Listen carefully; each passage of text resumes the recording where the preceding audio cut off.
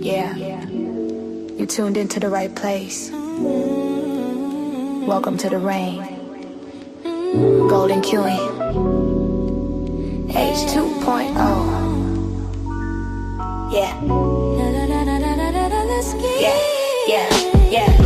You're looking for a diamond, found a treasure in the rough.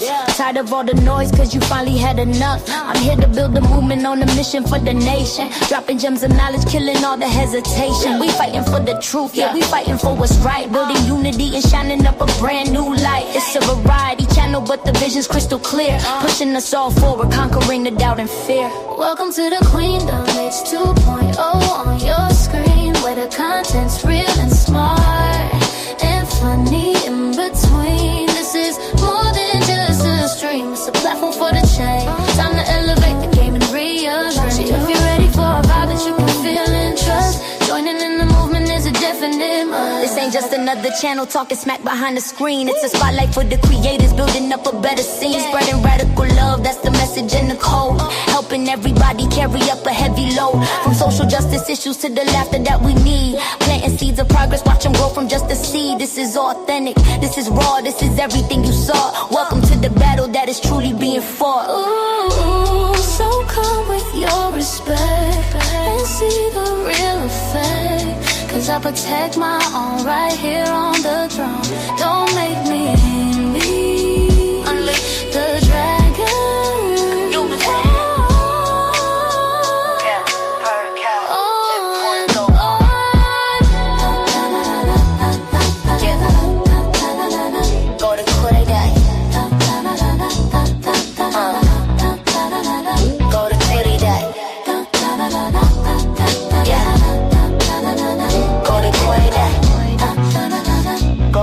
Subscribe, ring that notification bell.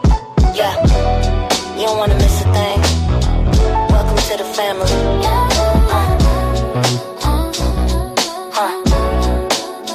Yeah.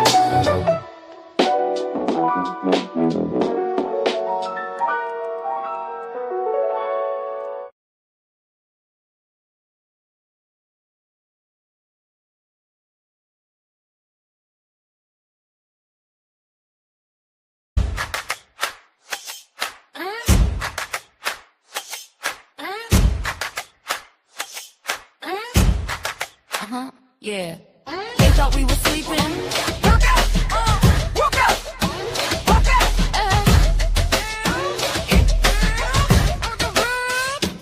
Wake up! One weekend, Numa lost the Fox and the DHS. She was playing checkers while we're dealing with this mess. Last credit in the street, nurse with illegal heat. Holstered in the holster, but they killed them for the feet. Yeah, the surges hitting cities, call it metro, call it war. They're knocking down the Constitution on the bedroom door. Sleep is split. Massey screaming, what's the price? A new one's on the stand, yeah, she's skating on the ice. They stripped the bill, they removed the clause. No safety for the people, they're breaking all the laws. Rocket in the room, yeah, she's looking at the files. Comers out of time, she's been waiting for the trial.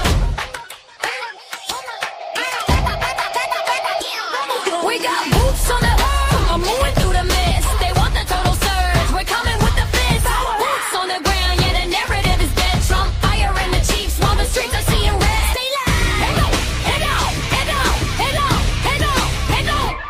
We got boots on the ground, moving through the mist. They want the total surge, we're coming with the fist. Boots on the ground, yeah, the narrative is dead. Trump firing the chiefs while the streets are seeing red. Stay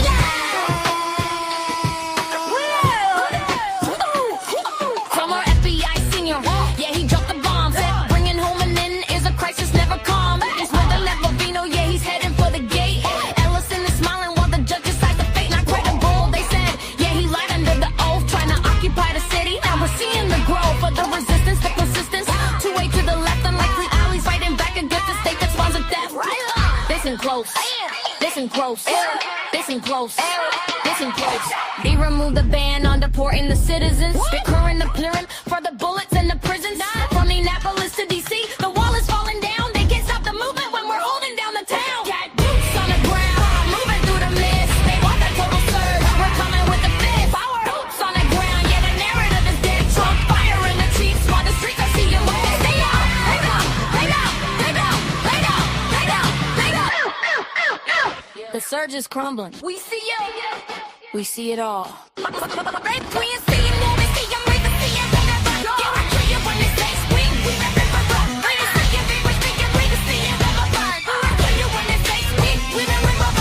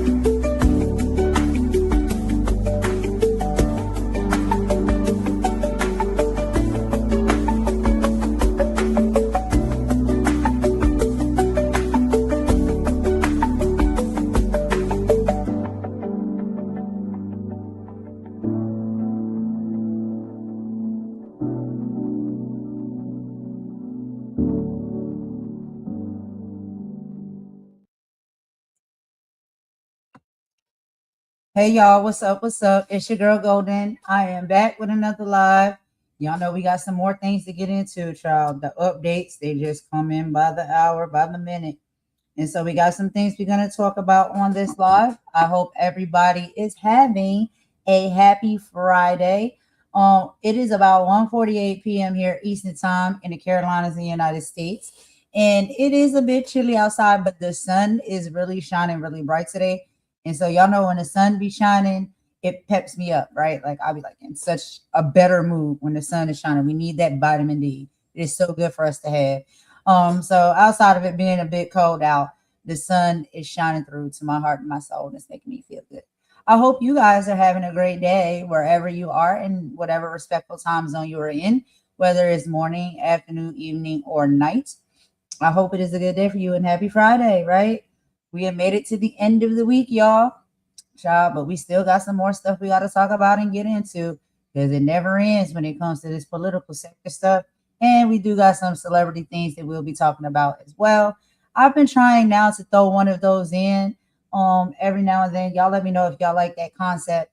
So that way it's not like so just structured with politics and government and stuff.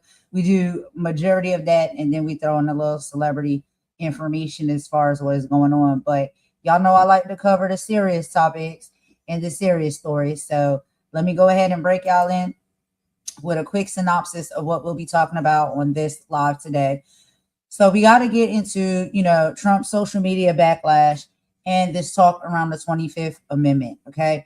So President Trump has faced intense criticism following a Thursday night social media post that included a racist depiction of Barack and Michelle Obama as primates, monkeys. Yeah, y'all know what that's about and how that goes down. We'll get into that. The video related to election conspiracy theories sparked bipartisan condemnation. Critics labeled it as a stain on our history. Of course, it would be, because we know we've been through this time and time before with these depictions of comparing Black people to monkeys and apes. We know it's never okay, and it's nasty work when it's done. There was the meltdown narrative that stems from a flurry of late night posts by the president as backlash did mount against him, as it should. Now we got to talk about the 25th Amendment and how that ties into all of this. While certain commentators and social media users have called for his removal via the 25th Amendment, citing unfitness, there is currently, they say, no indication of a formal move by the cabinet to do so. Lord knows we're ready for that to happen, my personal opinion. Anyway, y'all, in some more news, we'll be doing the follow-up update to Nancy Guthrie's search. Okay, so apparently there has been reports of an arrest and a new ransom note. So the search for 84-year-old Nancy Guthrie, who is the mother of Today's Show host Savannah Guthrie, has entered its 6th day, and with several major new developments. So there has been a federal arrest The FBI arrested Derek Kalela for sending an imposter ransom demand to the family via text asking for Bitcoin. He is not currently a suspect in the actual abduction, but he has been brought into he has been brought in because of this imposter ransom note that he sent out trying to get Bitcoins. Now, a separate note sent to media outlets such as TMZ and local Arizona news is being treated with more gravity and severity. It contains specific details only an abductor might know, but it included no proof of life. And this is what we know, as I played in my video yesterday, that the children of Miss Guthrie were requesting. They need proof of life. And so we have not received that yet. But, you know, there's always going to be scammers and frauds and stuff out here that's going to try to take an opportunity to get something. And because I think, honestly, and I should talk about this later, but because I think, honestly, that the children, they love their mother, they want their mother back by any means necessary. And so, you know, they have made it very clear, like, let's talk, let's have a conversation. What do you want? What do you need? Bring our mother back. Now we have scammers and opportunists that are now out here, you know, pretending to be the abductor and asking for Bitcoins or pieces of money or whatever like that. You know how that type of stuff works. But anyway, so the note listed, okay, a deadline of 5 p.m. for February 5th with a secondary deadline for Monday, February 9th, and a $50,000 reward is being offered for information. This is what we have so far when it comes to Nancy Guthrie's abduction. Now we're also going to be talking about global stability and possibly the world being at a breaking point. International analysts are sounding alarms over the president's recent aggressive foreign policy moves. We have military actions. Reports highlight that recent invasions in Venezuela, which the president stated was for oil, and ongoing strikes in the Pacific. We also have diplomatic strains. Tensions have spiked over renewed threats regarding the annexation of Greenland and the rejection of Vladimir Putin's call to extend nuclear deployment caps. Then we will get into the economic shift. Commentators suggest Trump is attempting to replace international law with a system based on state coercion and tariffs. We have to also talk about the immigration polling, a wake-up call for they're saying Republicans, but I say for everybody, whether you're a Republican or Democrat. So new February 2026 pollings from Harvard, Capps Harris, and Marquette Law shows a complex landscape for the GOP. There is a sense of public disapproval. 60% of voters now disapprove of how ICE is handling its job, following highly publicized enforcement incidents that we've seen playing out in videos that we have watched here, even on this channel together. The split. While 73% support deporting immigrants who have committed violent crimes, support dropped significantly for deporting longtime residents with no criminal record. There's only 44% of support when it comes to that. And now we have to look at how this may have midterm risk. Analysts suggest that while Republicans have an edge on border security, the random nature of recent raids is alienating independent voters. We also will be getting into Joe Scarborough and the talks about the economy. On Morning Joe, Joe Scarborough argued that the political class is out of touch with average Americans. Focus on staples. Scarborough asserted that voters are exhausted by performative politics like renaming airports or reacting to racist social media posts. The core issue here, he emphasized, is that the economy remains the number one concern, and Democrats risk losing the upcoming election if they focus on outrage of the day instead of inflation and the kitchen table issues. So we'll get into all of that, y'all. You know, we talk about it on both sides here, and I think that having conversations from both sides in a healthy manner and letting each other hear each other out is how we actually get to a conclusion for some of the issues and the problems that we're facing. And once we get into the celebrity news, y'all, we have Nicki Minaj today, Nicki Mega Minaj today, again, versus Jay-Z in the Epstein allegations. Rapper Nicki Minaj has dominated social media headlines with crash out style rants involving Jay-Z recently. The allegation, viral claims, and again, this is all alleged, it's not for me. This is what has been posted and put out there. Some originated from parody accounts like Hoops Crave, suggest that Jay-Z has fled the country. The rumors grew after his name appeared in a final tranche of the Epstein files released by the DOJ. Jay-Z's name appears in a 2019 public tip to the FBI. A unverified, remember y'all, unverified claim of being present during a assault. Not in personal communications from Epstein. Now here's the conflict. Nicki Minaj has been vocal about industry gatekeepers, and her fans have used these files to fuel a narrative against Jay-Z, though there is no official confirmation of him leaving the U.S. or being charged. I want to say that again. There is no official confirmation of him leaving the U.S. or being charged. So I just wanted to add that part in there to cover my tail, y'all, because you know how things can get when you report on these stories and stuff like this on social media. They'll say that you said something or you allege something that you didn't allege.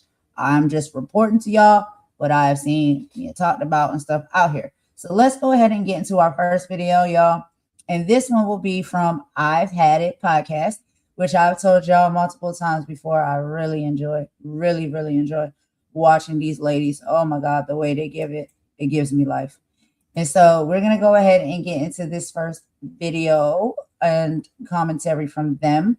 And they will be speaking on Trump and how he is scared of the 25th Amendment after racist posts of the Obamas that he made in the middle of the night. So let's go ahead and pull this up right here to the screen, y'all. We can watch this together, and I'll meet y'all in the chat per usual. But just listen to their talking points. I couldn't agree more with them, with a lot of the things that they're saying. And you know, just like they are, I'm not the best or the hugest fan of Trump at all. But they take it all the way in and they give it the real. So let's get into it. When you think about the fact that the Republican Party went in and dismantled and defunded USAID without any conference with Congress, Elon Musk just arbitrarily did it. Marco Rubio, who was pro-USAID his entire Senate career, has done a complete 180. Democrats hardly any pushback. So now we have ICE that is murdering, abusing, terrorizing, I believe colluding with the administration to suppress voters on midterm voting day. And so our full stop on this is the Democratic Party, right? They are the ones that are going to have to, even if just it's for the record, even if they don't get the votes, it has to be, this organization cannot exist. It must be abolished. These people already don't follow the law. So any more rules, what makes us think that they're not going to break those? Here's Chuck Schumer yesterday on Morning Joe. Most important, no secret police. These guys go around, these people go around with masks. It makes them more brutal. They're never accountable. No one even knows who they are. There should be no masks except in the most of unusual circumstances. You know, if some guy's picture was put up by a terrorist group or something. But there should be no masks. There should be there should be cameras. Everyone should have cameras, and there should be rules on how they use them. And they have to have regular uniforms, not all the stuff they're wearing. But we cannot have secret police, and we cannot. You know, Johnson, the speaker, has said he wants to keep the masks. Well, I guarantee you, when you go down to his district in Louisiana, the sheriffs and police are identified, fully identified with their name and their number. Right. That has to happen across America to prevent these rogue forces from terrorizing cities. So basically, all right, here we go. Basically, it is the Republican Party. We want to kill people. the Democratic Party is we want to make sure it's documented, and sometimes the people are unmasked. That's the opposition to this. We have no pumps. This resistance has no institutional support. I feel like as a progressive Democrat, we have to fight the corporate Democrats as much as we have to fight MAGA. If not more, because they're supposed to be the party that's helping and protect us and leading the resistance. Here's the thing. I have run out of words and energy to even write a deeply disappointed letter. People are dying and he's talking about fucking dress codes. I don't know what else to say. What I'm inclined to say is he's never going to change because he really doesn't give a shit about change. And it enrages me. I completely agree. Okay, pop up this next post, Kylie. This is Michael Gold. He, as a New York Times journalist, he writes, Democrats seem to have softened their demand that federal immigration officers be banned from wearing masks when making deportation arrests. The House Minority Leader, Representative Hakeem Jeffries, said that the party's position was that no masks should be deployed in an arbitrary and capricious fashion. Senator Chuck Schumer, the minority leader, said that masks should only be used in extraordinary circumstances. David Sirota responds to this and says, it's time to consider the idea that everyone keeping these lawmakers in their leadership jobs are actively complicit in what's happening. So this is what I completely agree with. So it's obvious right now that Chuck Schumer and Hakeem Jeffries are fascist collaborators. It's obvious. They just continue to not whip votes. They continue to play patty cake with fascists. They continue to not be the leaders of the moment. They continue to be corporations first, public later. Yes, their policies are far more reductive in harm than Republicans, but this is not far enough. This is a massive moment in American history.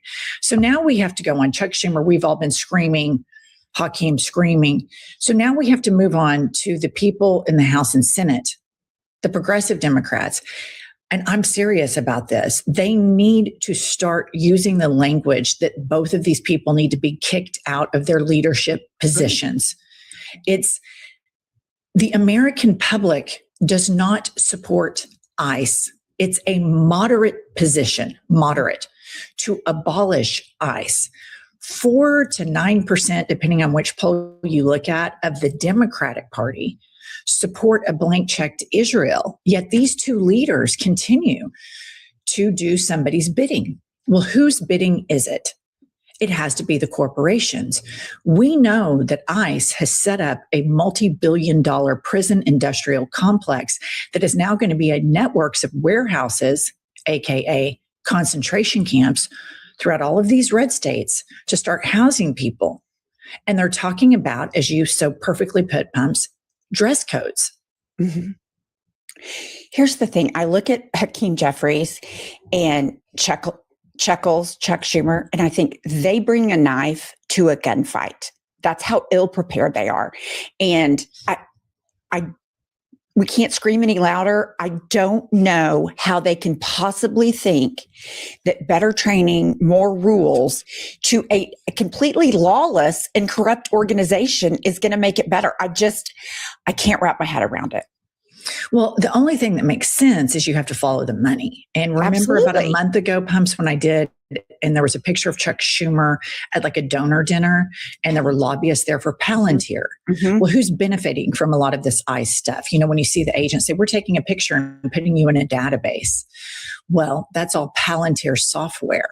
And so we clearly have leadership that are fascist collaborators. They say one thing, but then their votes are always something else. And so we have in the Democratic Party real fighters, real progressives that are for the people, that are anti corporations getting a free ride and having the system rigged for them. And there needs to be an internal coup in the Democratic Party to overturn these people. Ken Martin, the top leadership of the DNC, refused to release the autopsy report on why Kamala Harris lost. So we can't both, on the one hand, criticize Jeff Bezos for spiking the story on Kamala Harris, spiking the endorsement on Kamala Harris. We can't criticize Barry Weiss for suppressing the 60 Minutes CCOT episode, while at the same time just going, nothing to see here. You either believe in transparency or you don't.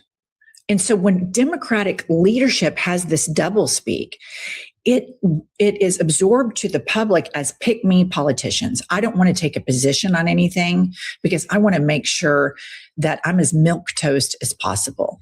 And this is a massive, massive problem. And I desperately call on the progressives and the Democratic Party. You're younger. People like you more. It will be wildly popular. Change the narrative. Go on offense. Get new leadership. The Republican Party humiliated themselves for, I think it was like 17 days or something, with 95,000 different votes, and they end up with little Moses Mike Grinder Johnson. And guess what? He's doing exactly what they want him to do. He's doing exactly what the base wants him to do.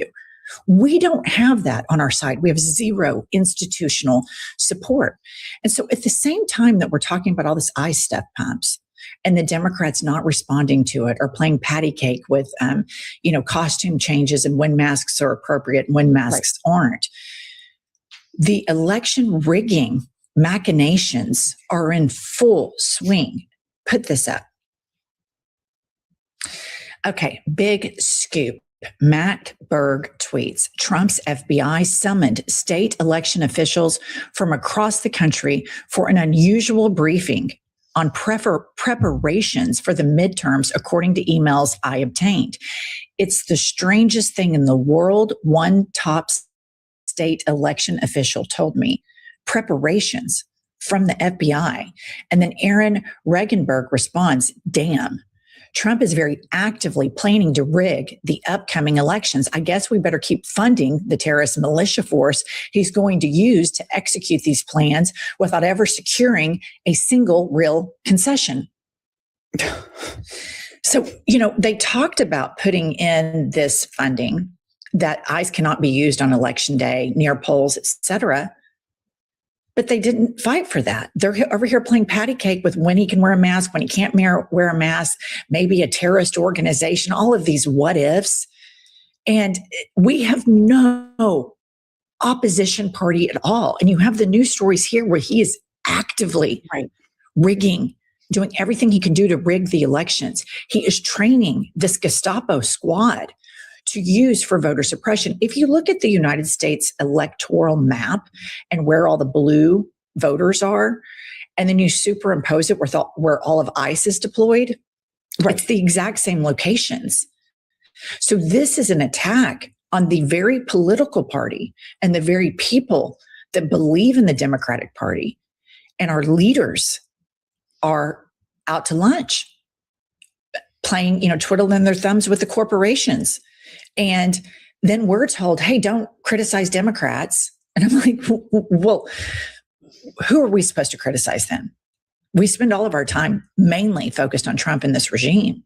But then I would love nothing more than to sit down here every day and go, the Democratic Party said, no, fuck you, we're not doing it.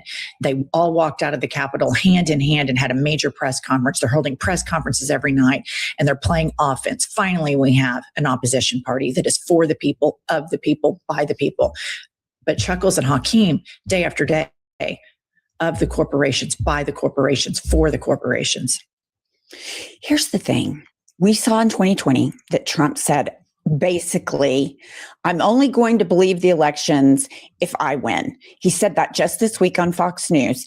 We don't have to go any further than that. Trump is going to rig the election. He's putting people in place, all the rules, all the costume changes, all the dress code violations. None of that's going to stop. And you can put anything you want in a bill. He's not going to do it. So quit fucking around with your thumb up your ass and make some real changes. We are begging you. And I will say this for people that say, oh, you criticize the Democratic Party too much. How are we supposed to enact change if we agree with everything?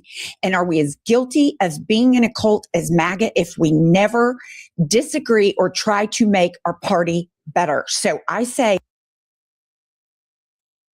Hey, y'all, what do y'all think about this?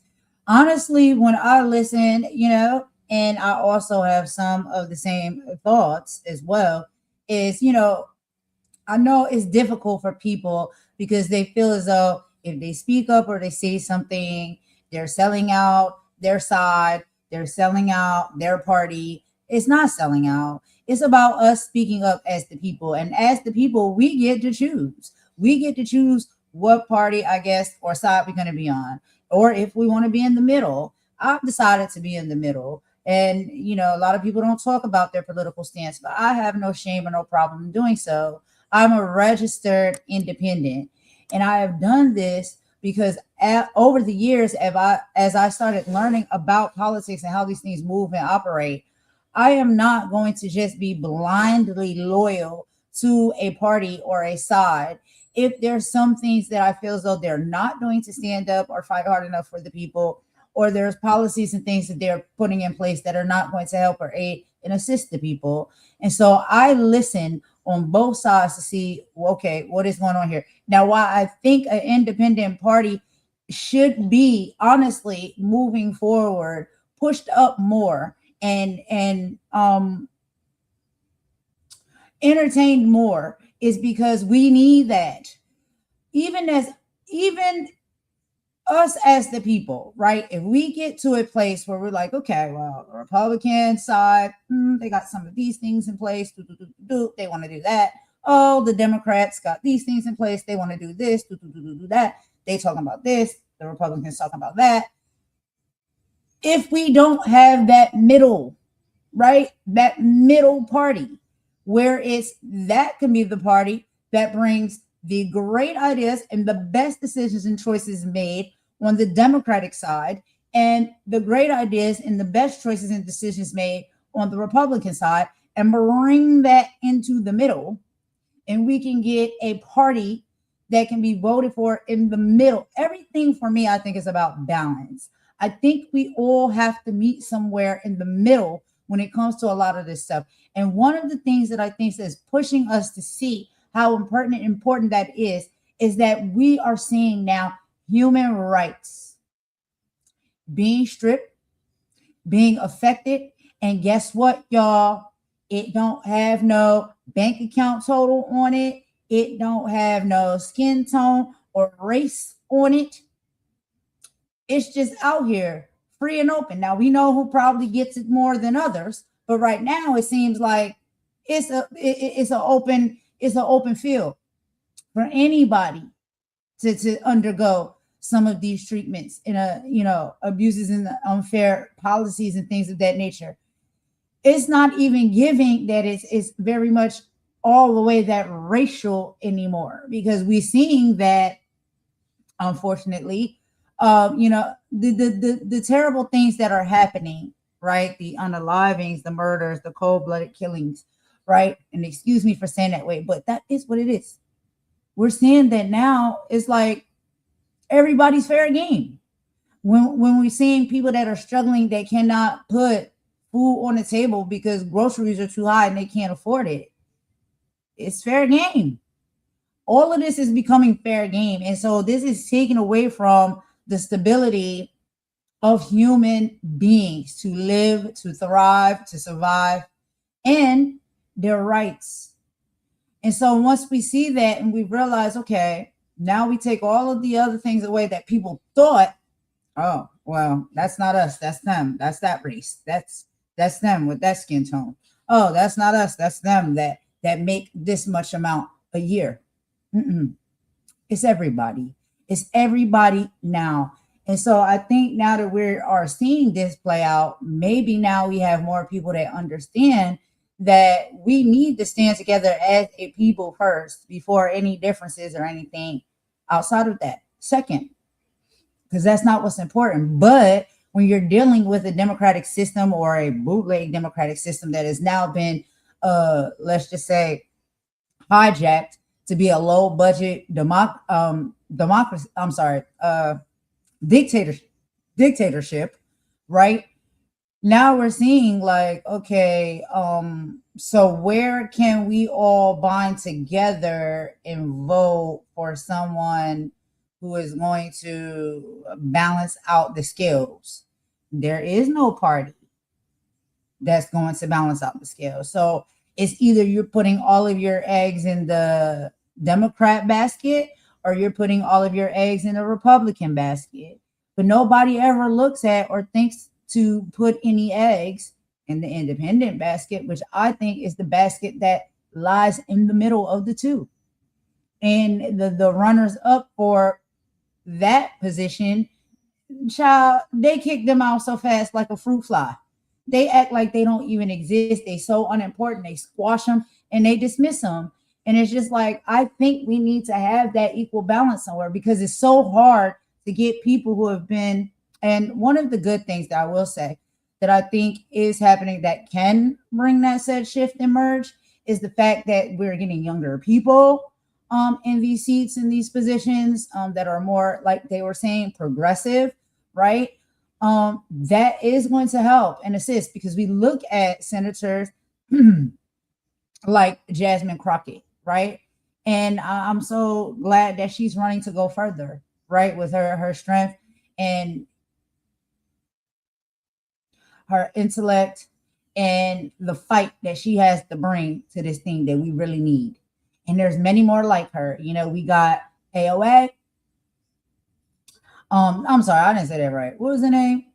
You know, the Hispanic girl. What's the name? Child, and got away from me. But anyway, y'all know who I'm talking about. We have younger people now that are sitting in the seats and taking these spots where they have, I believe, the right notion and the right mindset to be able to bring these things together, at least on one side, we can say. I have seen most of them on the Democratic side, to be honest. Now, over on that Republican side, child, is still looking a little dusty. And so I think that needs to be upgraded.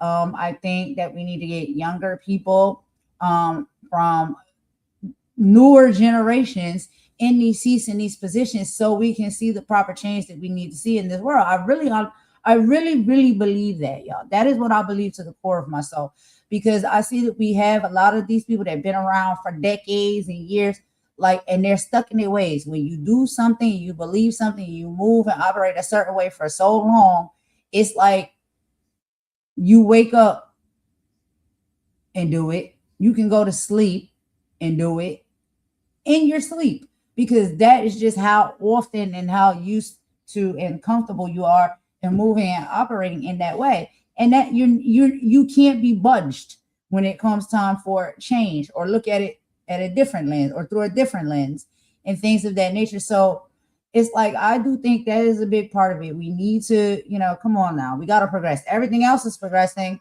We see how technology is progressing. Do we have to keep the same, you know? At some point, I think that there should be a retirement period. And I also think that when it comes to having presidents, I think that we need to start bringing presidents in that are much younger. I'm sorry. I'm so sorry to say that. This is not, you know, age shaming or anything like that. But I'm just saying we need people that are living within a time zone, right, that is progressive. So based off of them living in a time zone that's progressive and seeing the in and out and the day-to-day things that people go through and what matters to them and what's important to them, I believe that when they make these set decisions, whether they're in the judgment sector or whether, like I said, they're president and they have to sign off on things, they know as a whole, right, what is important, not just to their generation within their age range, but also what's important to maybe their generations that are the age of their mothers and their grandmothers and their grandfathers and their fathers, other age ranges as well, but seeing how people are living on a day-to-day. And I think that also, yes, I think it's great to have people that are, of course, qualified. We need people in these positions that are qualified. But I think it's great for people to not just look at the paperwork, but also look at the background. You will look at somebody's background and say, oh, okay, this person has been incarcerated before. This person used to live in the hood.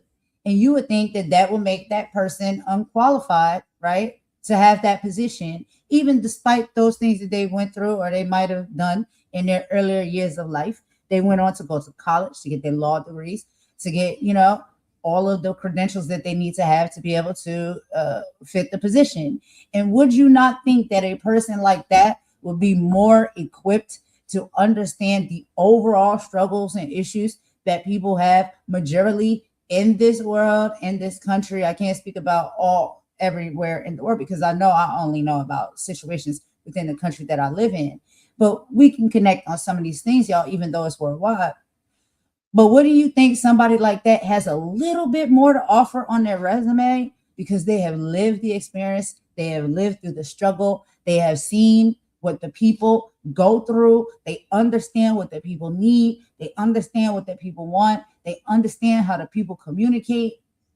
The likeness, you know what I'm saying? Like, I think it's important for us to have a connectivity when it comes to the majority of the likeness and understanding of the people that you are supposed to be. And I don't like that word reigning over, but at least, you know, providing for as in this position of president.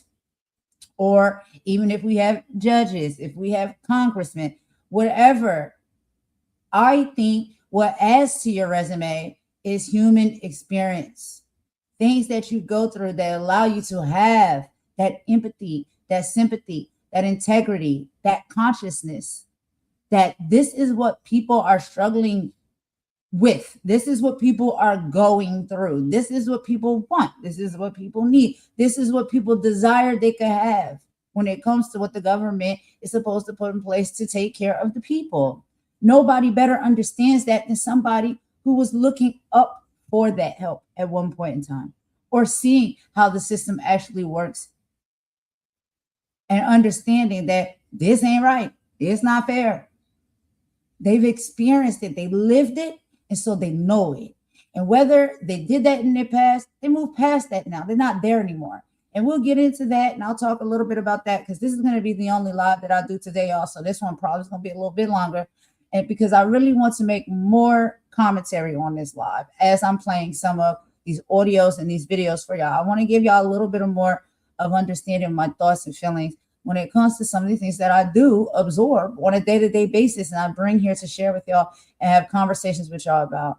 And I hope that maybe you feel comfortable enough to come and converse with me about some of these things because I really want to hear from you. I want to hear what other people think and feel about a lot of stuff that we see and playing out. It's one thing just to report on it, but what do we think and feel about it? Anyway, let's keep playing some more, y'all. We'll move right along. I'll be back. To all the people, don't criticize the Democratic Party. We lost to a complete fucking dipshit, unhinged, sleepy, marble-mouthed dude twice. We need to figure out why and do not do the same thing again and again and again. Love it. Mic drop. Love it, pumpers. All right. And then I want to leave you with this. Last night on Truth Social, you know, they're so much more unhinged and emboldened by racism now. And Barack Obama is adored and beloved by the majority, overwhelming majority of the Democratic Party and by the majority of the American public. And then you can go even bigger around the globe. And a lot of the MAGA movement has coalesced around the idea that they didn't think a Black man should have been president. And Trump started the birth certificate stuff, which was just overt racism. Some people say it was dog whistles. I don't. I think it was just it was the easiest way he could say the N-word without saying it. Right. He wasn't born in America. And people that use the N-word actively knew exactly what he was calling former President Obama. Well, now here he is with one of the worst tropes ever on Truth Social last night, posting this video. Gavin Newsom press office says disgusting behavior by the president. Every single Republican must denounce this now. Trump just posted a video on Truth Social that includes a racist image of Barack and Michelle Obama as monkeys. And when you start with what we started talking about at the beginning of this, and then we end with that, my message to Chuck and Hakeem Chuckles and Hakeem, step aside. There are people that actually care. There are people that see that you are a duplicitous, compromised politician that cannot meet this moment. We are tired of corporate Dems. We are tired of you servicing AIPAC. We are tired of you servicing your corporate donors. This is a 911, the house is on fire moment. Any other opposition party would see a video like that, have an immediate press conference and say, we will vote no across the board. Every single person in this House and in this Senate has Black citizens in their district. This sort of racism is a stain on the American public, and we stand against it. Our vote is not just no, it is hell no. And we will not show up to work until every single Republican condemns this, every single one of them. But racism from these people is just allowed. And if the Democratic Party doesn't stand up for everybody, then what do we have? And here's a fundamental link between what he posted with the horrible racist trope of Michelle and Barack Obama and how I started this episode with ICE. The reason we even have ICE, the reason this is normalized, is because we normalized police violence on African Americans since the inception of our country. And nobody gave a shit about it. Nobody gave a shit about it until 2 white people got shot. So what he's doing there, this is intentional propaganda, is to remind you, we are the supremacists. This ruling class right here is the supremacist. And it's intentional propaganda on his part. And it's disgusting. And it makes me just despise the Democratic Party more and more for their feckless, horrible leadership. All right, that's all we have. Like, subscribe, comment. Back later with more.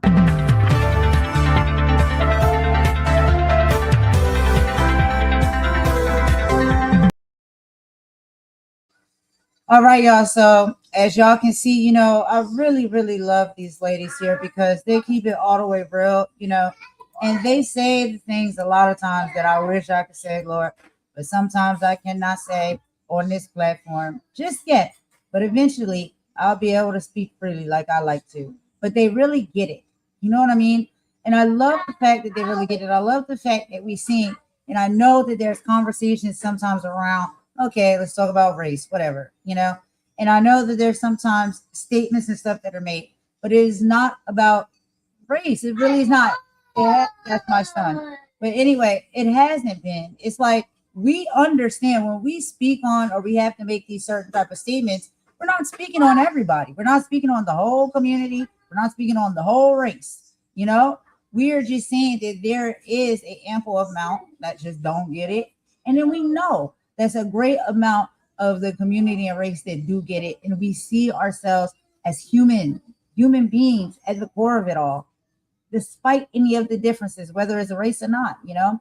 And so I love that point right there that they made, because, you know, this is really what we need to open our eyes to. And these are the conversations that we need to have, right? All of these things that are happening and rolling out, we can see it from one side or the other. You can see it from a Republican side. You can see it from a Democratic side. You can see it from a white side. You can see it from a black side, or anything in between, right? We need to find a way to meet in the middle. And we also need to be able to be people that do not sell out for money and things, material things or favors, right? But hey, I can't tell nobody how to live their life. If that's how you want to be and that's how you want to do, then I guess have at it. But do I think it is the best decision for people to make? No, because where does it end up getting us? Right where we are today. I believe that we are here where we are today because there's been too much of that being done previously, where we're not standing side by side with one another. And I'm not just talking about Black people standing side by side with Black people, or Hispanic people standing side by side with Hispanic people, or white people standing side by side. I'm talking about us in that beautiful circle, that world circle that has the colors of all of us standing side by side and holding hands as people, as humans, together for what is important for us as a people. as a people. I sometimes get frustrated because I don't see what is so hard about that. I don't see why that's so difficult for us to do, you know?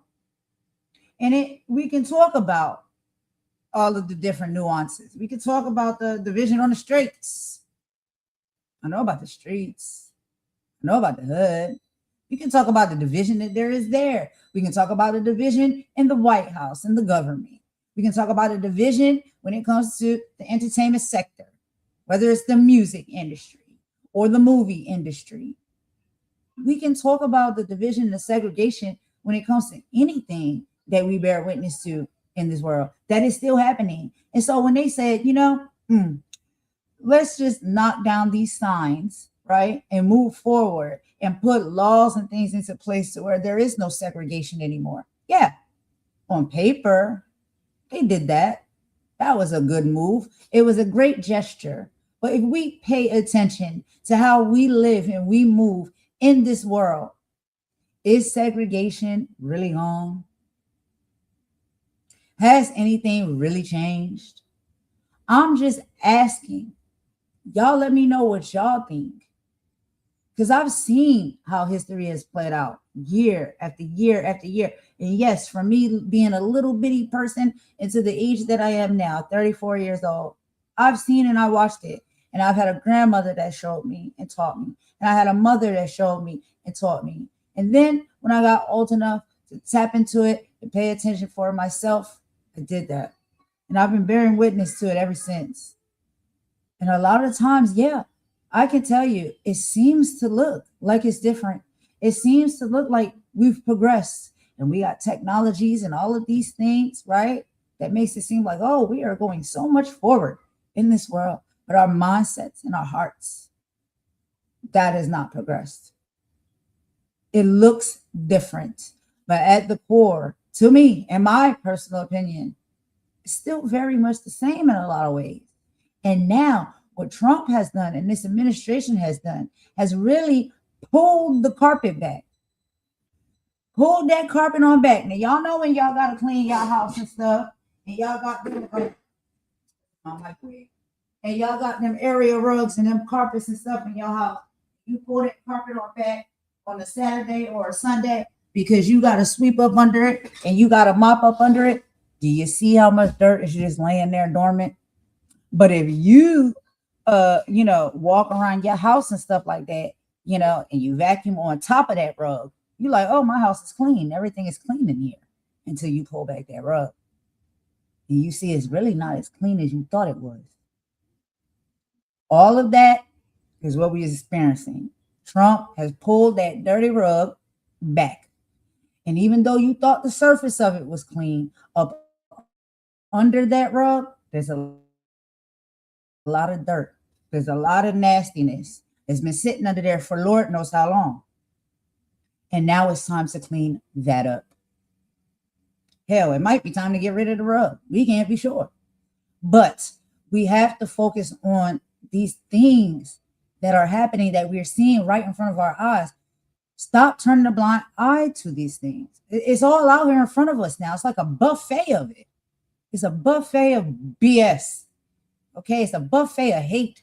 It's a buffet of racism. It's a buffet of unfairness. It's a buffet of all of the nasty work. And it's sitting right there, right in front of us. And we act like we don't see it. Some people even pulling up to the buffet to get a plate of it. When do we stop doing that? When do we say we don't want what's here on this table at this buffet? It's trash, it's nasty, and we will not eat it. We will not consume it anymore. When do we get to that point as a people? Not a certain specific race or group. As a people, as human beings, we're not eating this trash anymore. We're not going to participate in it. Anyway, y'all, let's take a quick song break. I'll be right back. We're going to get into our next video, of course, from none other than Midas Touch. And he also has a few things to say about that nasty post that, of course, Trump was crashing out and made. I cannot believe that he puts up a picture of Barack and Michelle Obama with AI enhanced looking like monkeys and apes. We talked about this, y'all. Y'all know how I feel about that. We know the history of what that means and what that represents. We're just going to pretend that we don't know. We're just going to pretend that doesn't send a message or that doesn't mean something. We're going to stop pretending today. Please, let's just take this song break. We'll be right back.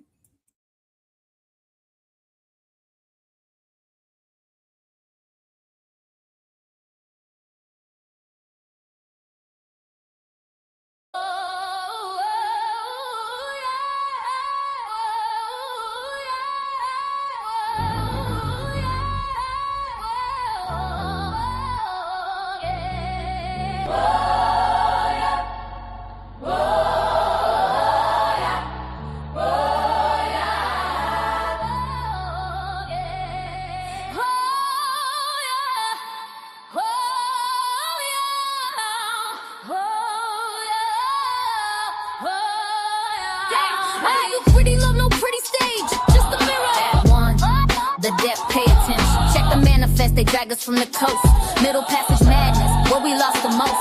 Packed in hoes like cargo, spirits in a cage. Built a brand new nation, lived a life of rage. Yeah, we were the property, the 3/5 compromise. Picked the cotton, built the White House with our hands inside. And they watered all the poplar trees with our blood and cries. Yeah, you know what they were for beneath the southern skies. That strange fruit hanging message of their hate. A simple wrong look was enough to seal your fate. To my brown kin, they just stole it, called it manifest. Killed the Aztecs, stole the planes, put them to the west. The good old days, the signs on the wall. They want us broken, silent, waiting for the call. They wanna push us backwards, drag us down to hell, but we ain't going back, not going back. We ain't going back. We ain't going back. We ain't going back. Let's talk about a word. In your heart. Let's talk about a word. See how it sticks. 6 letters, COLORED to politics. Not a person, just a label, just a shade on a chart. A legal way to tear a whole damn race apart. Colored water fountain, colored waiting room, colored entrance round the back, a social living tomb. Jim Crow was the law, man. Segregation was the tool. Taught a child to hate his own skin before he went to school. And it ain't just here, that's the global view. Apartheid, colonization, yeah, they did it there too. That word was a weapon, a boot on the neck to say you live, you die, you move at our check. They want the good old days, the signs on the wall. They want us broken, silent, waiting for the call. They wanna push us backwards, drag us down to hell, but we ain't going back. We ain't going back. We ain't going back. We ain't going back. We ain't going back. Don't you dare say it's repeating. It never stops. They just got new suits, new slogans, new cops. They ban the books that tell the truth of Act 1. They call a protest riot soon as the marching's done. They tell us get over it, it wasn't us. While they build the same systems of them and us. Gerrymander the district, choke the money from the school. Praise the good old days while they fill the modern jails. This is the warning, this is the last thing. We learned your lessons, now we understand. We are the children of the ones you couldn't break. We are the dream that you could never ever take. We are the fire you tried to douse with ice. We paid the cost, we ain't gon' pay it twice. You want us back in chains, you want us on our knees. We'd rather die right here standing on our feet. This ain't a threat, this is a promise we fulfill. We ain't ever going back.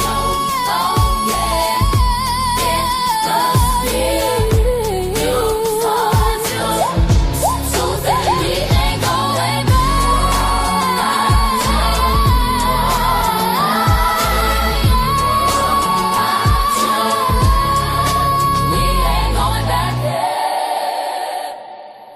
We'll fight you tooth and nail.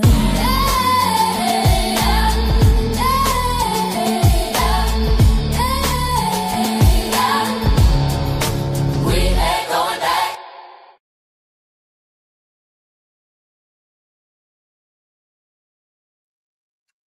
All right, y'all. So thanks for rocking with me for that little song break. It's just a few things that, I wanted to read to y'all. Just I'm kind of weird like that. I'll be reading things, history, books, all kinds of stuff, articles. And so I wanted to read a few things to y'all for a little bit, okay? And so I want to tell y'all something that I asked AI intelligence. I'm going to be real about it. I asked AI intelligence a question.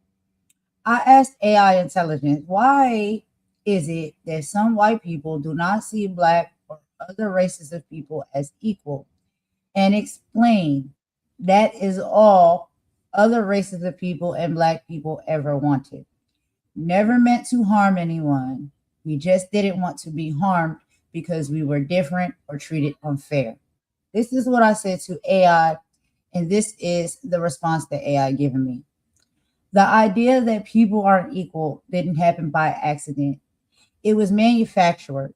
Centuries ago, systems like chattel slavery and colonialism require a justification for treating human beings as property. There was a pseudoscience that was behind it. In the 1700s and 1800s, scientists created fake hierarchies to prove white superiority. This wasn't just about hate, it was about justification by convincing themselves that others were lesser. Those in power could profit without feeling guilty.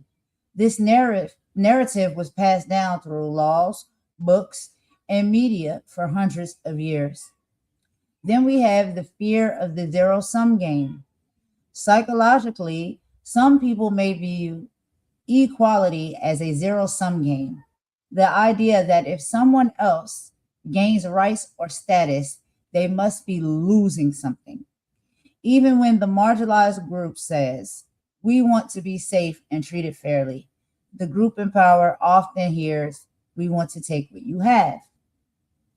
This creates a defensive racism where people cling to their status because they fear that true equality would mean a loss of their own comfort and safety. The in-group versus out-group bias.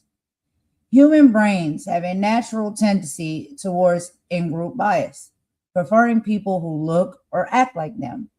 However, when you combine that biology with a history of systemic power, it becomes dangerous.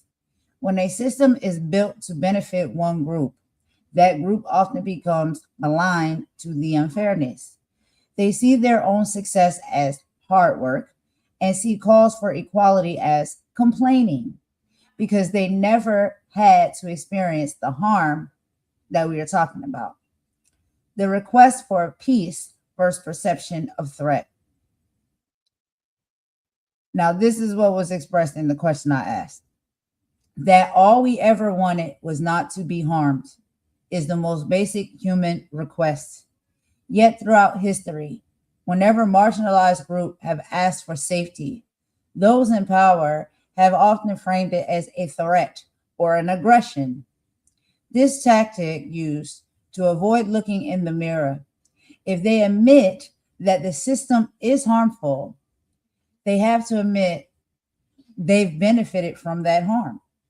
Many people find it easier to stay in denial than do the work of unlearning. Now, here's the reality of the struggle. The tragedy is that the burden of explaining this often falls on the people being harmed. You are asking for the bare minimum to exist without fear. The fact that this is still a debate in 2026 shows how deep these roots go. You work in documenting these stories, and speaking out is part of a long tradition of truth telling that forces the world to see what it tries to ignore. And so, wow, this is AI, y'all. This is AI. And this is what AI came up with. Now, I know these things myself, but I was curious to see what would AI say if I asked this question, because it is a question that's been asked for too long. And these are requests that have been requested for too long. And honestly, when I talk about and how I feel about it, and I say it's so simple, I don't understand why we make it so complicated. But reading through all of that, it really hit the nail on the head with a lot of it. I think at the core here is to let someone have equality or to be on the same level as you is to feel like you are missing out on a portion or amount that you feel as though you deserve to have, and that is being taken away from you. And can at the core that be why we experience racism, prejudice? I don't know, y'all. Y'all let me know what y'all think, but let's get into this next video. So none other than Midas Touch. We're going to go ahead and get into this. And he is going to be speaking on a few things as well. He's also going to get into the Trump meltdown. Because when he had that meltdown, he went all the way down to the root of nasty work. As far as, and I've heard, and I can play that for y'all, I think Midas plays it as well. But when asked about it, he says he reposts things that other people repost. Okay. Anyway, Trump has a meltdown all night over calls to remove him. And this is what he decides to do. So let's go ahead and let Midas cover some of this, y'all, and we'll be right back.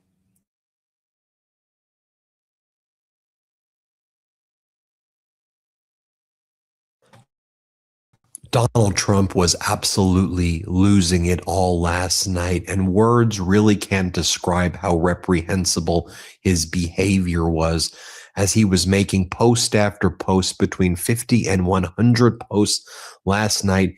He started posting photos and videos of former President Obama and former First Lady Michelle Obama as monkeys, and he did kind of faces of Michelle and Barack and their face over gorillas and monkeys. That is the most vile, despicable of posts, of many vile and despicable posts that Donald Trump has made. It's absolutely disqualifying.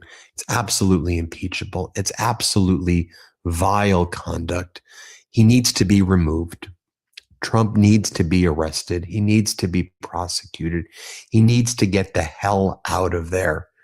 And as I think right now about my baby girl, 16 months old, sleeping in the other room as I'm recording this video, and I think of this piece of filth in Donald Trump in the Oval Office, making post after post last night like this, it is so utterly sickening to me. He was posting photos as well of Bruce Lee randomly and videos of Bruce Lee. He's posting more lies about the 2020 election and posting deranged things like 1 minute and 2 seconds seditious spirit conspiracy caption on tape data analysis finds that 221,000 Pennsylvania votes switched from President Trump to Biden. He's posting photos of himself with Viktor Orban, and it's calling Viktor Orban, who's a Putin bootlicker, just like Donald Trump. Trump says a highly respected leader. No, Orban is not a highly respected leader. He's a traitor to the world, and he's a Putin bootlicker, just like Donald Trump was. A photo of Vladimir Putin in the Oval Office. Look at these two thugs. Look at these two despicable pieces of trash right there, desecrating the Oval Office. Oh, and Donald Trump continued to panic and make these posts trying to say, I'm not friends with Epstein. I don't know Epstein at all. And then he's like posting photos of himself and Epstein. I mean, he's absolutely losing it last night. And if you're also wondering, like, why was he, like, what's he even doing right here? So the video or the photo of Barack Obama and Michelle Obama with the Photoshop like that, this is the video that Donald Trump posted. I'll just show you a portion of it here. Play this clip. Counting resumed. There was a massive spike occurred that favored Joe Biden.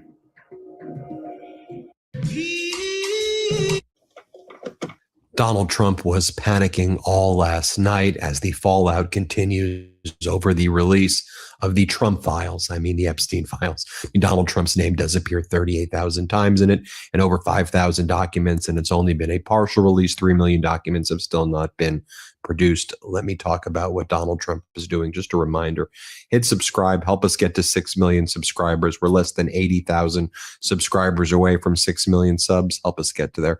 Donald Trump is posting the following. Julian Assange said there's no dirt on President Trump, even when Obama was spying on him. He cannot find anything to compromise Trump. He is clean. That's why all they can do now is recycle old allegations that are unproven and have already been debunked. And Donald Trump is reposting some account called Stop World Control. Oh, wow. How can we argue with that, Donald? What in the world are you talking about?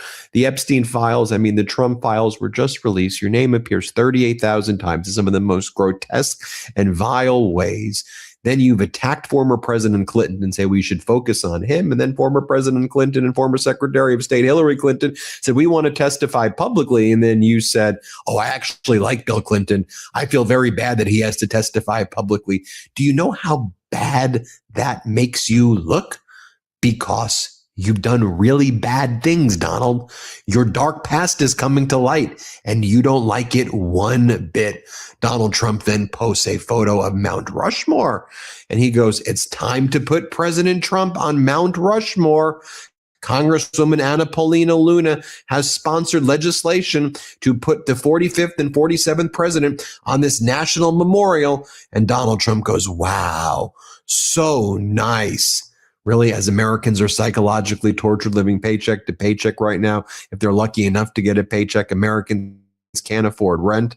You had some of the worst job claims that just came out. Job losses are the worst since the Great Recession. And this is what you're talking about. And then you're trying to shake down New York and Virginia and other states to put your name now on Penn Station and Dulles Airport. And you're saying, well, if you put my name on those airports, I'll release the funding to New York for the Gateway Project. And I'll release money to just put my name on Dulles and put my name on Penn Station. Dude, what in the world are you talking about? Also, Bitcoin is crashing, lost nearly 50% of its value since October. It is down dramatically since Trump took office.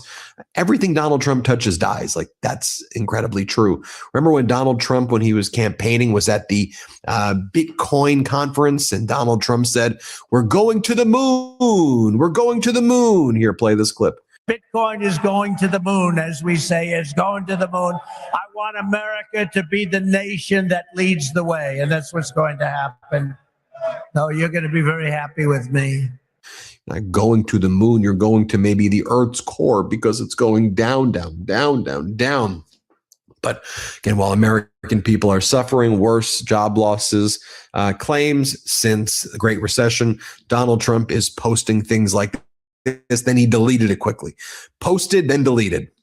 He goes, for the first time in 5 years, a majority of Americans say their personal finances are improving. This is just the beginning of the Trump economic boom.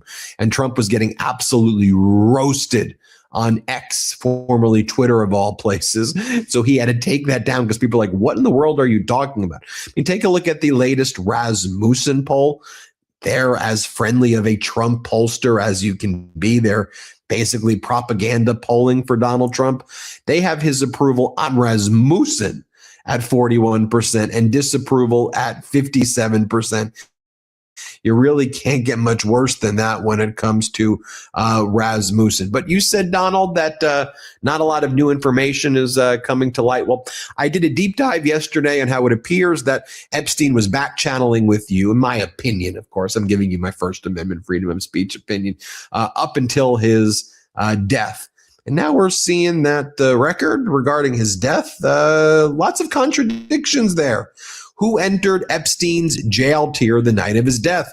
Newly released video logs appear to contradict official accounts. Newly released Department of Justice documents show that investigators reviewing surveillance footage from the night of Jeffrey Epstein's death observed an orange-colored shape moving up a staircase toward the isolated locked tier where his cell was located at approximately 10:39 p.m. on August 9th, 2019, which contradicts official accounts per CBS. Should also be noted that we're seeing messages like this. Epstein email references about meeting Don Trump Jr. all the way through 2019 and having lunch. Jeffrey Epstein being involved with Sarah Ferguson, was once part of the British royal family, but like Prince Andrew, not anymore. But for different reasons. But whatever. Why would Jeffrey Epstein be involved in Celebrity Apprentice casting emails? And you have Sarah Ferguson emailing Jeffrey Epstein about her appearing on The Apprentice. So apparently Epstein was involved or had some role with The Apprentice also. Interesting. But for Donald Trump, it's him posting, messages about Laura Loomer. Sheesh, Donald Trump repost. Sheesh. Laura Loomer just confronted Jake Tapper. Sheesh.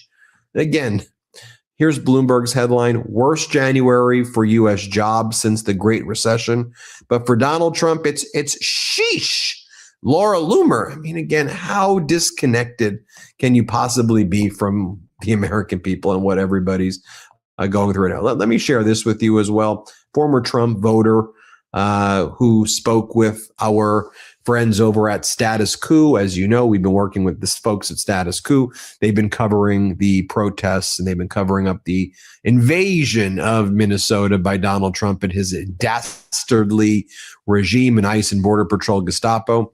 They've interviewed this guy who was at the protest. Interesting what he had to say, that he sees a lot of people at the protests who are Trump voters and Republicans who are protesting ICE and Border Patrol Gestapo. By the way, did you see the professional wrestling videos that have been circulating where the fans, like, these World Wrestling fans, AW fans and others, they're all like, F ICE, F ICE, F ICE, So anyway, here's this former MAGA guy. Here's what he's talking about with ICE and Border Patrol Gestapo invading his city. Play this clip.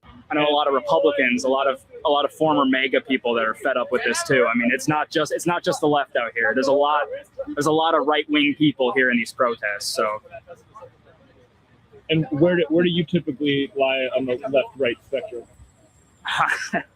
I'm gonna be honest. I voted for Trump twice, and the first two times, and then I didn't vote the third time because I just thought he was a buffoon.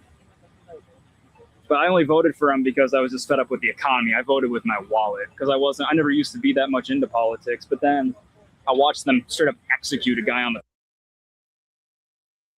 All right, y'all. So let's have a real conversation, okay?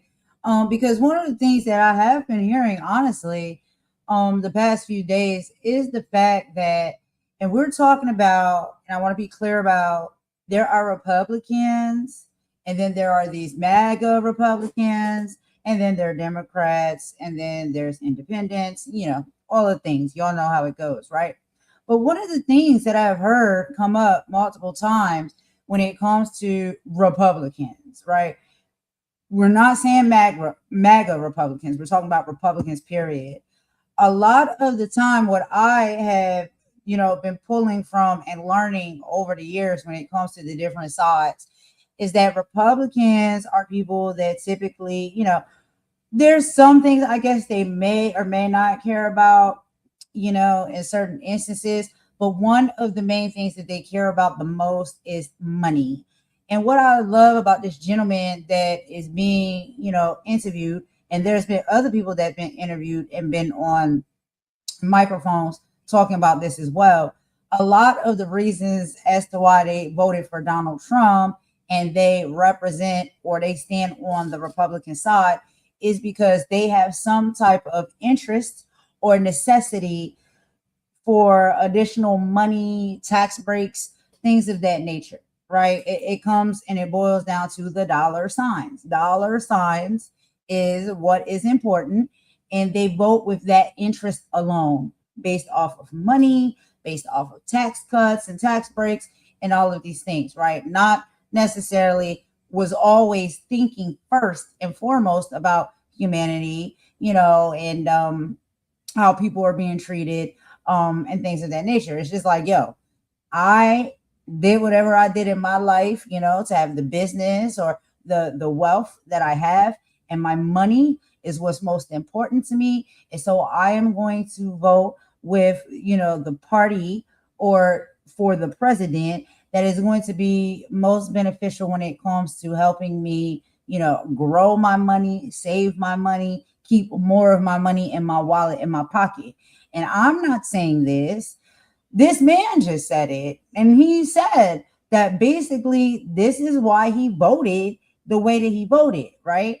Now, I do believe there are some other Republicans out there that do feel and think that way as well, but still also move with some type of level of like integrity, like probably this masked man, and we'll let him finish in just a moment, where it's just like, yeah, I want all of that. I want my money. I want more money in my pocket, in my wallet. I want my businesses to succeed. I want, the monetary stuff for my life to be intact, and I want the best outcome for that. However, it does bother me when I look on the screen and I see that there's people being dragged out of their cars, their churches, their homes. They're being wrangled to the ground, and they're being pow right in front of us to witness, on camera, right? So there are these Republicans that are still very much money driven and money based. That is what's important to them. But now that they have seen for themselves, like in real living color, what is happening to people. And I guess, child, I don't know. Like I said, this stuff gets so messy. I don't know if it's because they saw two white people being killed. I just got to be real and say it the way I say it. You know what I mean? And I don't mean to be offensive to anybody, but I'm asking the true questions. Now, was this man doing an interview and speaking about the administration and how they are, mistreating people and wrangling people down to the ground and putting their knees on their necks? Was he speaking about this and cared about this when it happened to George Floyd? Or was he speaking about any of these things when people ran up into Sonia Massey's house when she called the police for help and she wound up being unalived?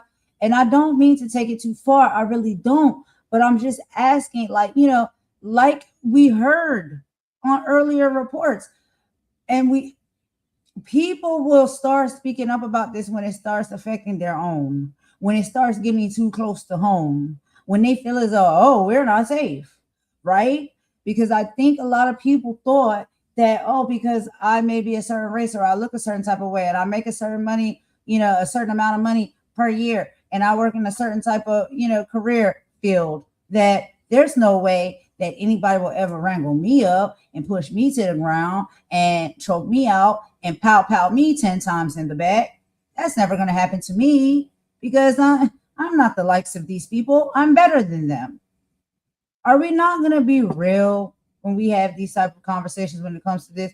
Because I'm telling y'all, for what I know to be true, there are a lot of people that move and operate in this world that really truthfully believe that. And so one of the things that I think is the biggest game changer here, which is unfortunate because the way I feel in my heart and the way I am as a person, I don't want to see anybody unalive. I don't think anybody deserves to be unalive. I don't think anybody deserves this type of abuse and treatment that they're getting. None of them. Not near one of them. That's me. That's what I think and I feel. But with some of these people, how they think and they feel, as long as the others that it's happening to, it doesn't bother me at all. And I don't have to speak out about it. And then outside from how the people are being treated physically, now they starting to feel the heartache and pain in their wallets and their pocketbooks. That's, I think, what mostly is getting to people and what's making them feel, oh my God, what is going on here? Because a lot of people, I'm telling you, and I'm gonna tell y'all, I just recently started binge watching Girlfriends again. Y'all remember that show, Girlfriends? That was a really good show. I just started binge watching that show again. And while binge watching that show, there's different characteristics in each of the girlfriends. There's 4 of them, right? And I remember, like, with Tony's character, y'all remember Tony, right? Tony was very much like their girl. You know what I mean? She was very much self-hating because of experience and things that she had been through, because of her looks and her appearance as a Black girl or whatnot. She didn't like any of that. So she went hard in the paint. She went to school. She got her degree. She got her career. She started making good money. She wanted the best of the best. And then she had all of these issues while she was dating men and stuff because she wanted, to find a man that she could date that would equally, I guess, be in the same mindset and move and operate the same way that she think and she feel in life. But she was very much the materialistic one. And if it wasn't about her money and it wasn't affecting her life, she really didn't care too much about it. And yes, this was a Black woman that was moving and operating like this. Yeah, on the show Girlfriends. And so when I watched the show, and I, watch it now as I'm older, because when I first watched it, I was a little bit younger. I didn't really understand all the nuances and everything like that. But then when I go back, and I'm watching it now, I'm binge watching it, rewatching it and stuff. I was paying attention to it and specifically watching it while I also am watching what is happening in our political sector and reporting and talking about it each day. And I was just putting the pieces of the puzzles together. And I realized, wow, this is sometimes the mindset that people get into. It ain't about really race all the time, right? Because we're looking at Girlfriends. These are 4 Black women, different walks of life, different backgrounds, things of that nature. And this was a Black woman that had the same thinking, that same set of thinking, right? About the money, money, money. Money. Like that's all it was ever about. She get a Christmas gift. She don't want to read the card. She just want the gift. Anybody come, they got to have a gift if it's a celebration or something like that. Where's the gift? Where's the ring? Is it big enough? Is it expensive enough? The house, the cars, the clothes, the shoes, the house, the cars, the clothes, the shoes, And I said, So this is not a disease that really, has any specific race, that it can fall upon. It can fall upon any human being. And what we are seeing is not necessarily, this is why I'm saying no longer it becomes about race. It becomes about who you are as a human being, how you think, how you move, and you operate. Because we have a lot of Black people, right, that think this way, they move this way, they operate this way. It's very materialistic. It's all about the money. It's all about the business. It's all about the tax write-off. It's all about the benefit, you see. So, no, it's not always a race-based thing. We got a lot of Black people, other races of people as well that move and operate like this. It's all about the money, money, money, money, money. That's it. And this man is sitting here and telling us, he's got a half of a mask on, but he's sitting here and telling us, this is why I voted for Trump, because he was concerned about his pocketbook. I'm sorry, not his pocketbook, his wallet, respectfully, his wallet, his money, his bank account, right? And a lot of people have voted based off of those things alone, not even considering what else may come with it. Yeah, you may get tax write-off. You may not have to pay as much taxes and stuff like that. But what else comes along with this administration, these people that you're putting and you're voting into place to govern over your country? What else are they going to do? Is it going to affect you or is it not going to affect you? And honestly, where I think we are right now when it comes to this is that people are starting to see, wow, this is an individual, a dictator at heart that really doesn't care, honestly, about anybody but himself. And so when you are a person who doesn't care about anybody about yourself but yourself, it doesn't matter what race, these people are that stand in your way, or you can get over on or use or abuse or mistreat to get the things that you want. None of that matters, because it's all about what you want and what you need and what you're going to get. And now that these things are playing out and happening, unfortunately so, now we're seeing them, in the media, that they're happening to people that they wouldn't think what happened to, right? Like Caucasian people, and so consecutively, right? Because we're used to seeing Black bodies and Black people being unalived and gunned down consecutively, right? At the hands of law enforcement or whatever it is. This is now 2 people that are Caucasian that have been gunned down consecutively at the hands of the feds, the federal government, right? And so I think that is what brings a lot of fear to people, because it's the first time that they're seeing, oh, wow, we all fair game out here when it comes to this guy. Oh, he doesn't care about none of us. It doesn't matter our race. It doesn't matter how much is in our bank account. It doesn't matter what businesses we own and who we work for. We could be fair game at any given time. Let's keep going. Pavement, and then it's like, maybe I ought to pay attention. So was Alex Preddy's death really a catalyst for you? yeah, it was the inflection point. It was like what got my attention. And then can we just contrast all of that to what this was New York City Mayor Zoran Mamdani's press conference yesterday. Like, he's talking about childcare, and it's just so wholesome and decent and good. Like, this is what leadership can look like. And there's a reason that Zoran Mamdani, like, Donald Trump's approval is tanking. Zoran Mamdani's approval is through the roof, right? He's as popular as it can be on a bipartisan basis because he's actually focused on the people. Here, play this clip of Mamdani. Let's play this clip. We will also work to welcome more family and home-based childcare providers into our programs. That's how I felt when we came up with this plan. For too long, these providers have been cut off from participating. Together, we will expand the idea of what is possible in our city and what sounds and noises we can make at a press conference. That expansion begins in a real, tangible way today with the launch of our RFI and expansion survey. I'm going to do another video this morning about Donald Trump's ambassador to Poland, who's been attacking Poland and Poland's political leadership, and he's been pissing everybody off right there. So I'm going to do a whole video on how these furious world leaders are striking back. And by the way, Donald Trump held this bogus event about how he's saying that prescription drug prices have never been lower, that he's dropped them 500 to 7%. Here's what he says. We'll have just about all of them, and they'll be available for differences of 500, 600, 700%, even in some cases more than that. We're tired of subsidizing. Even state regime media known as Fox is like, we can't cover this anymore. I mean, this is just beyond terrible. Let's just get rid of this. And then Fox cuts him off because they realize that this is just the worst thing ever. Here, play this clip. I see it auto-completes. When I click on this, I have a beautiful page that... We'll have more news in reaction to Trump RX in a moment, but we now have a Fox News Savannah Guthrie's.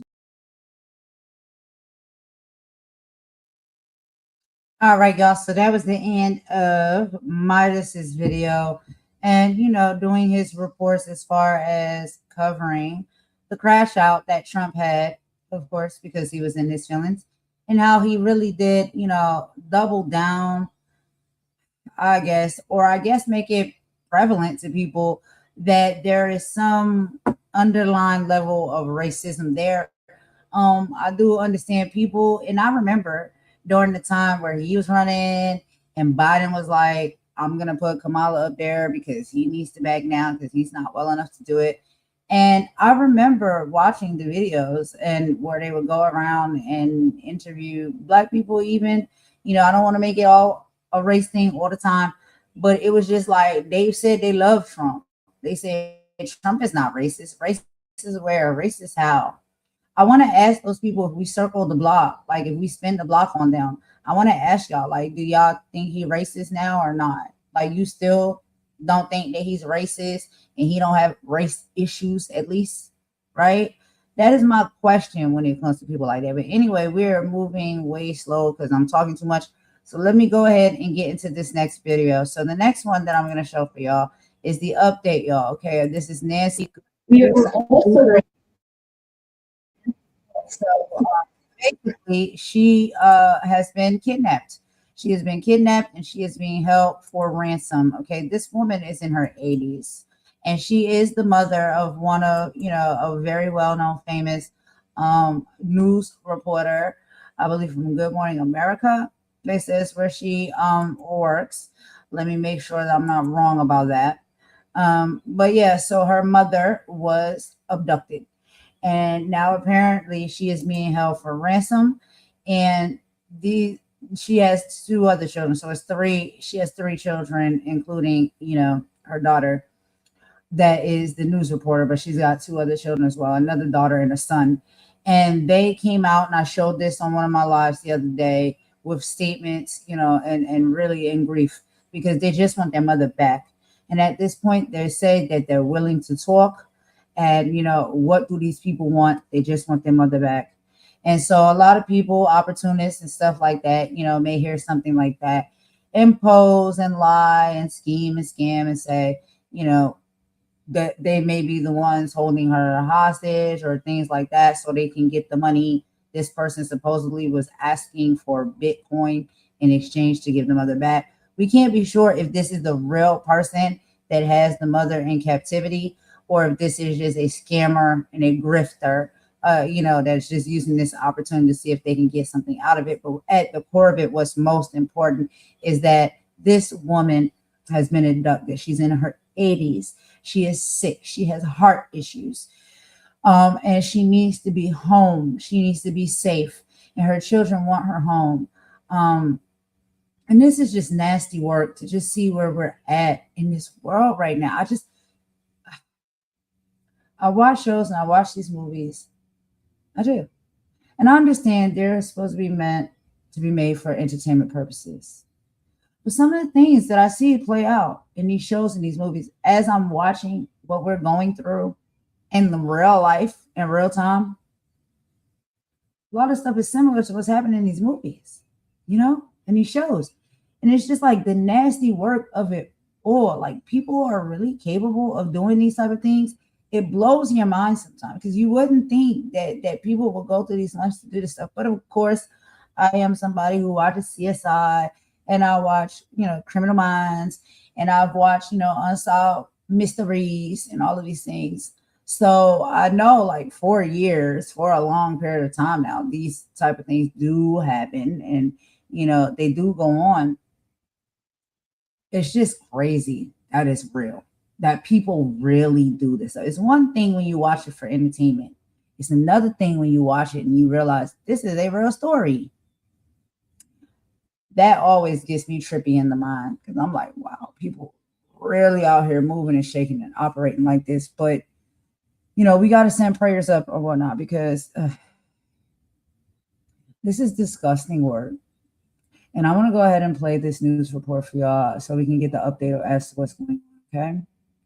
And so I will meet y'all in the chat per usual, but let's go ahead and get the update as to what has happened now.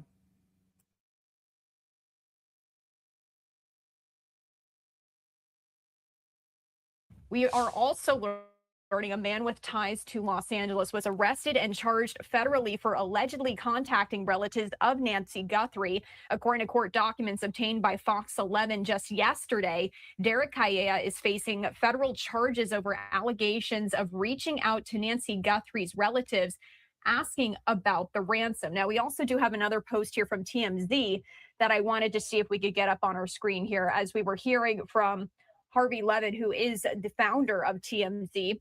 He was speaking to Sean Hannity just the other night, providing new information about a ransom note his newsroom received in the case of Nancy Guthrie. And Levin outlined that while an initial Thursday deadline for the alleged ransom note had passed, a second Monday deadline is far more consequential. And you could see on your screen there just a snippet of what Levin said. I do want to read just a portion of it to you. It says, I will say the letter begins by saying she is safe but scared. And they go on to say she knows exactly what the demand is. They are, through us, telling the family exactly what they are demanding. They are saying that Nancy is aware of it. They are also saying that this will be their only communication and that they are done communicating and negotiating. Here's the deal, and that's it. As the clock ticks, that's one of the reasons the FBI and other authorities have gotten desperate here, because as far as we can tell, it's impossible to trace the origin of this email. I will say there are real reasons based on what's written here that I believe the person is within the radius of the Tucson area. So again, appearing on Sean Hannity's show there on Fox News just last night, sharing that information here with us. Now, we also do know that Savannah Guthrie's brother renewed the family's plea for their mother's kidnapper to contact them hours after an Arizona sheriff said investigators don't have proof Nancy Guthrie is alive, but, quote, believes she is still out there. I quickly wanted to share that video here with you right now. This is Cameron Guthrie. I'm speaking for the Guthrie family. Whoever is out there holding our mother, we want to hear from you. We haven't heard anything directly. We need you to reach out, and we need a way to communicate with you so we can move forward. But first, we have to know that you have our mom. We want to talk to you, and we are waiting for contact.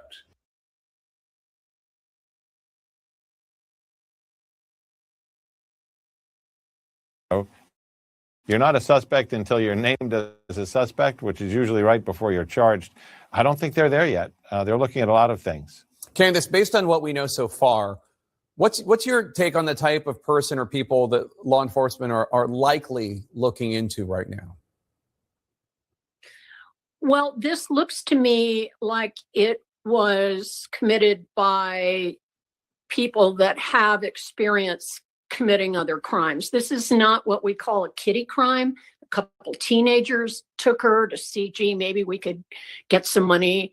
It doesn't look like that at all. And if that were the case, I think something would have happened by now, and it has not happened. And John, we now know that Nancy Guthrie's pacemaker last synced with her phone around 2 a.m. on the night she went missing early Sunday morning. Her phone was still at the house. Does that help investigators in any way in terms of their search? Well, it narrows potentially the window of time from when she was dropped off 9:30, 9:45 after dinner, dropped off at home, till 11 a.m. when she didn't arrive at church. So it appears that that device works in proximity with the cell phone. So once the cell phone was still at the house, but Nancy Guthrie wasn't, those two devices stopped separating and they stopped pinging. That could give them a better idea of timing. But it's still a large gap in time where an abductor could have traveled a great distance. One of the things we haven't really considered here is, while the message has gone out to all of the people around Tucson, if you see her, if you spot somebody anywhere in Arizona, we remember in the Elizabeth Smart case, she ended up going from Salt Lake City to San Diego and back. This is one of those things where there's been enough time. So everybody in the country who believes they see someone with her or her somewhere should be reporting that. And Candace, at least 3 media outlets reportedly have received ransom notes, ones that are not verified yet, as far as we know. What struck you about how law enforcement seems to be responding to this topic of ransom right now, which, not to be harsh, is the only thing that makes any sense? It is the only thing that makes any sense. And statistically, when people Nancy Guthrie's age are kidnapped, it is for financial gain. The perpetrator is doing it for that reason. In terms of all these people, first of all, it's a crime to make up a phony ransom note in a case like this. And we see this kind of behavior perpetrated by what I would call disturbed attention seekers, sometimes shameless attention seekers. The police and the FBI have very advanced methods whereby they can determine if something is real. And of course, the kidnappers should be able to provide something in the letter or content or attached to the letter to prove that they do, in fact, need to be taken seriously as the kidnapper. So John, how do you even verify a ransom note as authentic? So, you start off with proof of life. Okay. Can you show me a picture? Can you put the victim on the phone? Can you send us a recording if you don't want to get involved with the phone for obvious reasons? If not that, you can drill down to, I'm going to send you 3 questions. These are questions that only the victim would know. Who was your favorite puppy dog in the 4th grade? What was the thing you had for dinner the other night? And you try to test that kidnapper who's in the middle of a money demand and say, how can you prove 2 things to us? 1, that you're real, that you are the person who has or had her, and 2, that she's still alive. And those are important tests. Candace, I want to ask you about the surrounding neighborhood. CNN's Ed Levendera drove through it at night this week, and it was just pitch black.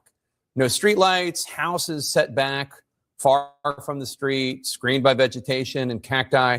CNN also heard from one of Nancy Guthrie's neighbors last night. Take a listen to what he had to say. We were not aware that Savannah Guthrie was her daughter. I mean, this is a very normal person in a community. Hello. She had a dog at one time also. When we'd walk by, if she was in the front yard, just a greeting, just a normal person who lived here. What do you make of seeing that type of neighborhood with that type of description? And also, I just have to say, my observation from that video is I originally was like, well, there must be Ring cameras that are filming stuff that they might have gotten evidence from. And now I think it's possible that they didn't at all, just because the houses are set so far back and there's so much vegetation. It is quite true that is accurate, in addition to the fact lack of streetlights. And I used to live in southern Arizona, and that terrain can be with the type of vegetation that grows very, very difficult for cameras to see through it or to see a person moving. It is not easy at all. Yeah. And there is one thing I'd like to add about kidnapping of elderly people, especially people over 80. In the vast majority of cases, the offender is known to the victim. Candace DeLong and John Miller, thank you so much. And anyone, again, with information related to the disappearance of Nancy Guthrie.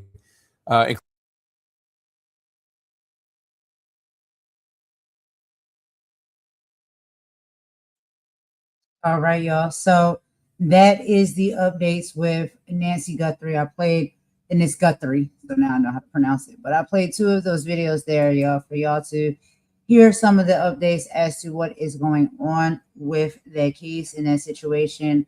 All I know is I'm praying that that lady is able to be returned home safely and soundly back to her family. 80-something years old. That is, come on, y'all.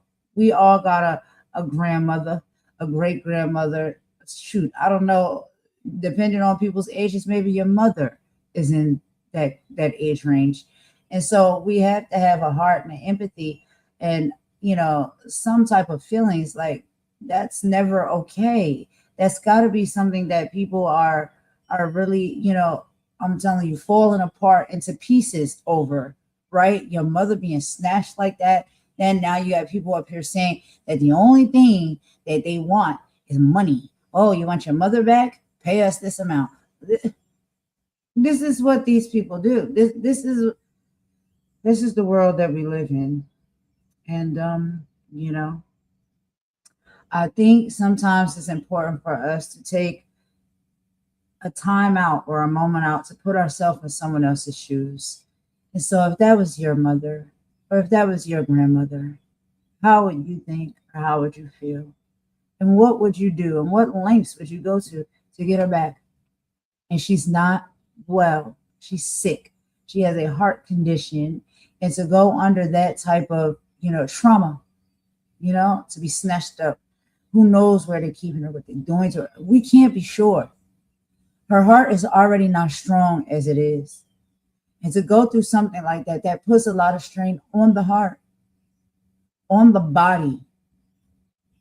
And she's already up in age. So we can only imagine what risk she could be at going through something like that. And these people want to do it all for the sake of money, because they want money. This is the world that we're living in. It's all about the money. Anyway, our prayers, trust me, are going up, because I know God can step in and God will turn all of these things around and can fix these things and make it right. He can right all of the wrongs. And I'm praying for this family, and I'm praying for Nancy. I need Nancy to come home myself, because I can't imagine. I look at it, and the way I see it is, think about it if that was your mama And y'all know how much I love my mama. And y'all know how close we are. And if someone was to snatch my mama up, take her for ransom, and say, oh, we need this amount of money before we can return your mom back to you, how would you feel if you was in that predicament? Now, if you had the money, hey, I guess you'd be like, okay, sure, fine, whatever you want. I want my mama back. What if you don't have the money? This is grim. I mean, things are really getting grim. And not to say they weren't always this way, but we're just seeing so much play out day after day after day. We're praying on it. We're praying for Nancy to be returned back home. Because nobody deserves to go through that. But anyway, y'all, we're going to go ahead and get into this next video. I know I'm talking a lot, so I'm sorry. I apologize for that. I just want to give a little bit more insight into the, some of the things we was covering and talking about today. But we're going to go ahead and get into this next video, y'all. So again, from Midas Touch, we'll be talking about Trump and how he's pushing the world toward a breaking point. And, Midas, he's got a lot of clips and a lot of things to show us to break all of this down for us to see and hear exactly what is going on, because he keeps track of all of it. But before we get into that, we do have to take a quick song break.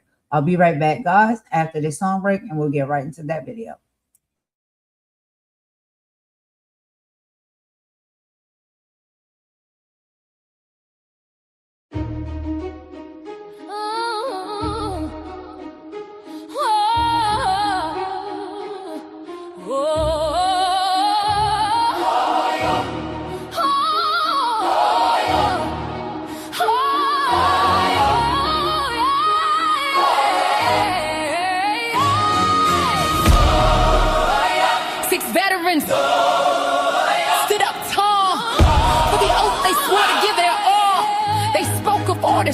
Lawful and true, a clear message meant for me and you. But the air grew cold and the line was crossed.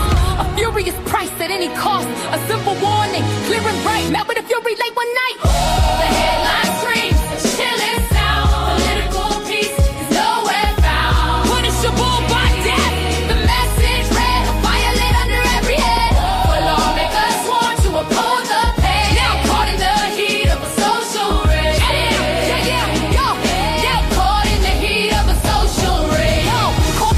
On a digital stage, turning the Constitution's page. He reposted words dark and profane, inviting the crowd to call for the change. Bubbles that said, hang them. History is grim call. Put a target on the Capitol wall. In the heat of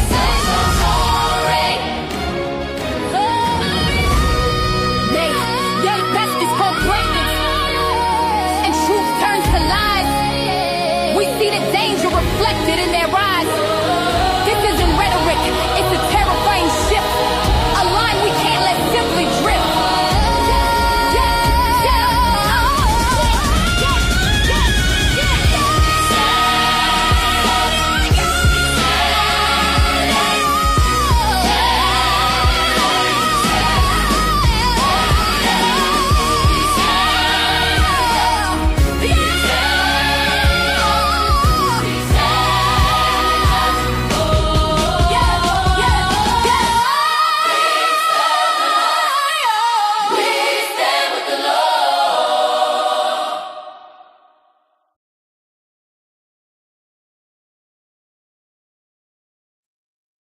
All right, y'all. So let's go ahead and get into this next video here. So again, from Midas Touch, Ben Masalis.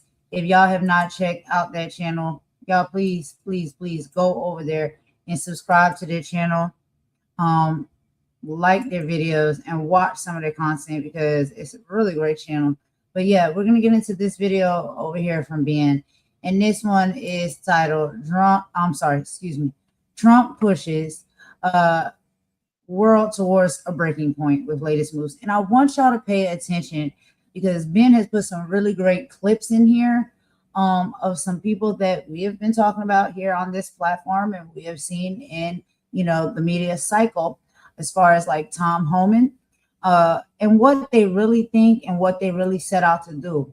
And so now when we're hearing a lot of, of this pullback and this change, I want to know, do y'all think that they're really going to change up how they move and they operate and what they sought out to do?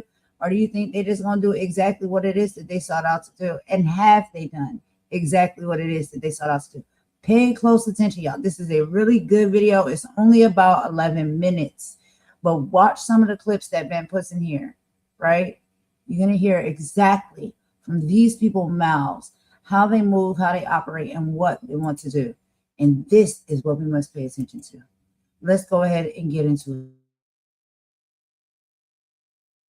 Well, let me tell you this. We got the big, beautiful bill. You think we're doing good now? Just wait to see what happens. Tom Homan going to run the biggest deportation operation this country's ever seen. Take it to the bank.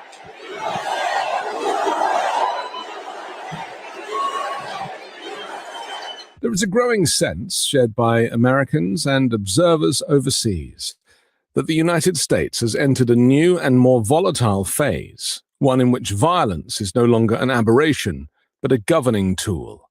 At home, immigration enforcement has metastasized into something resembling an unaccountable domestic security force. Abroad, the same regime that presides over chaos on American streets is once again threatening catastrophic war against a sovereign nation. But in 2026, it crossed a line that should alarm anyone who believes citizenship is supposed to confer protection. 8 people have died in encounters with ICE so far this year. Among them were Minneapolis residents Alex Pretty and Renee Nicole Good, both killed in separate incidents less than a month apart. These were not anonymous cases buried in bureaucratic language. They were public killings captured on video, witnessed by bystanders, and immediately politicized by the highest levels of government. The official response was as chilling as the shootings themselves. Despite clear video evidence showing Pretty holding a phone when he was killed, senior figures in the regime rushed to portray him as a terrorist. He was labeled a would-be assassin, a domestic extremist, a threat that justified lethal force. The burden of proof was not on the agents who fired their weapons, but on the dead man himself. Only after public outrage mounted did the White House retreat slightly from its initial claims, recasting the killing as a tragedy while carefully avoiding any admission of wrongdoing. This pattern has become familiar. Violence first defended, then partially softened in tone, but never meaningfully investigated in a way that could restrain future abuses. Trump's own comments on the Pretty shooting reflected this contradiction. While distracting himself from the most extreme accusations, he nevertheless implied that the victim was at fault simply for possessing a firearm, even as American gun laws, enthusiastically defended by the same political movement, permit concealed carry. The message was unmistakable. Rights exist selectively, and they evaporate the moment federal power decides. Meet Voto AI, the photo editing software that everyone's talking about. That you are the enemy. If I offend anybody here tonight, I don't give a shit. Every day is an adventure because I knew he's going to let us do what we do to not only secure the border, but remove millions of illegal aliens that Joe Biden led in this country. Sanctuary cities are pushing back against the Trump agenda. Sanctuary cities are sanctuary for criminals. You want to disagree with Trump policies? Okay, you have the right to disagree. But I said from day one, you cross that line and put a hands on an ICE officer, you're going to jail. In Border Patrol right now, I've never seen it before in my career, and I've been doing this since 1984. If these protesters, these people with purple hair with a nose ring, live in their parents' basement, who don't work and want to go protest sites who are getting paid by people, if they think they're going to stop ICE or stop Border Patrol from doing their job, they got another thing coming. Because every time they double down, we're going to triple down. Well, let me tell you this. We got the big, beautiful bill. You think we're doing good now? Just wait to see what happens. Tom Homan going to run the biggest deportation operation this country's ever seen. Take it to the bank.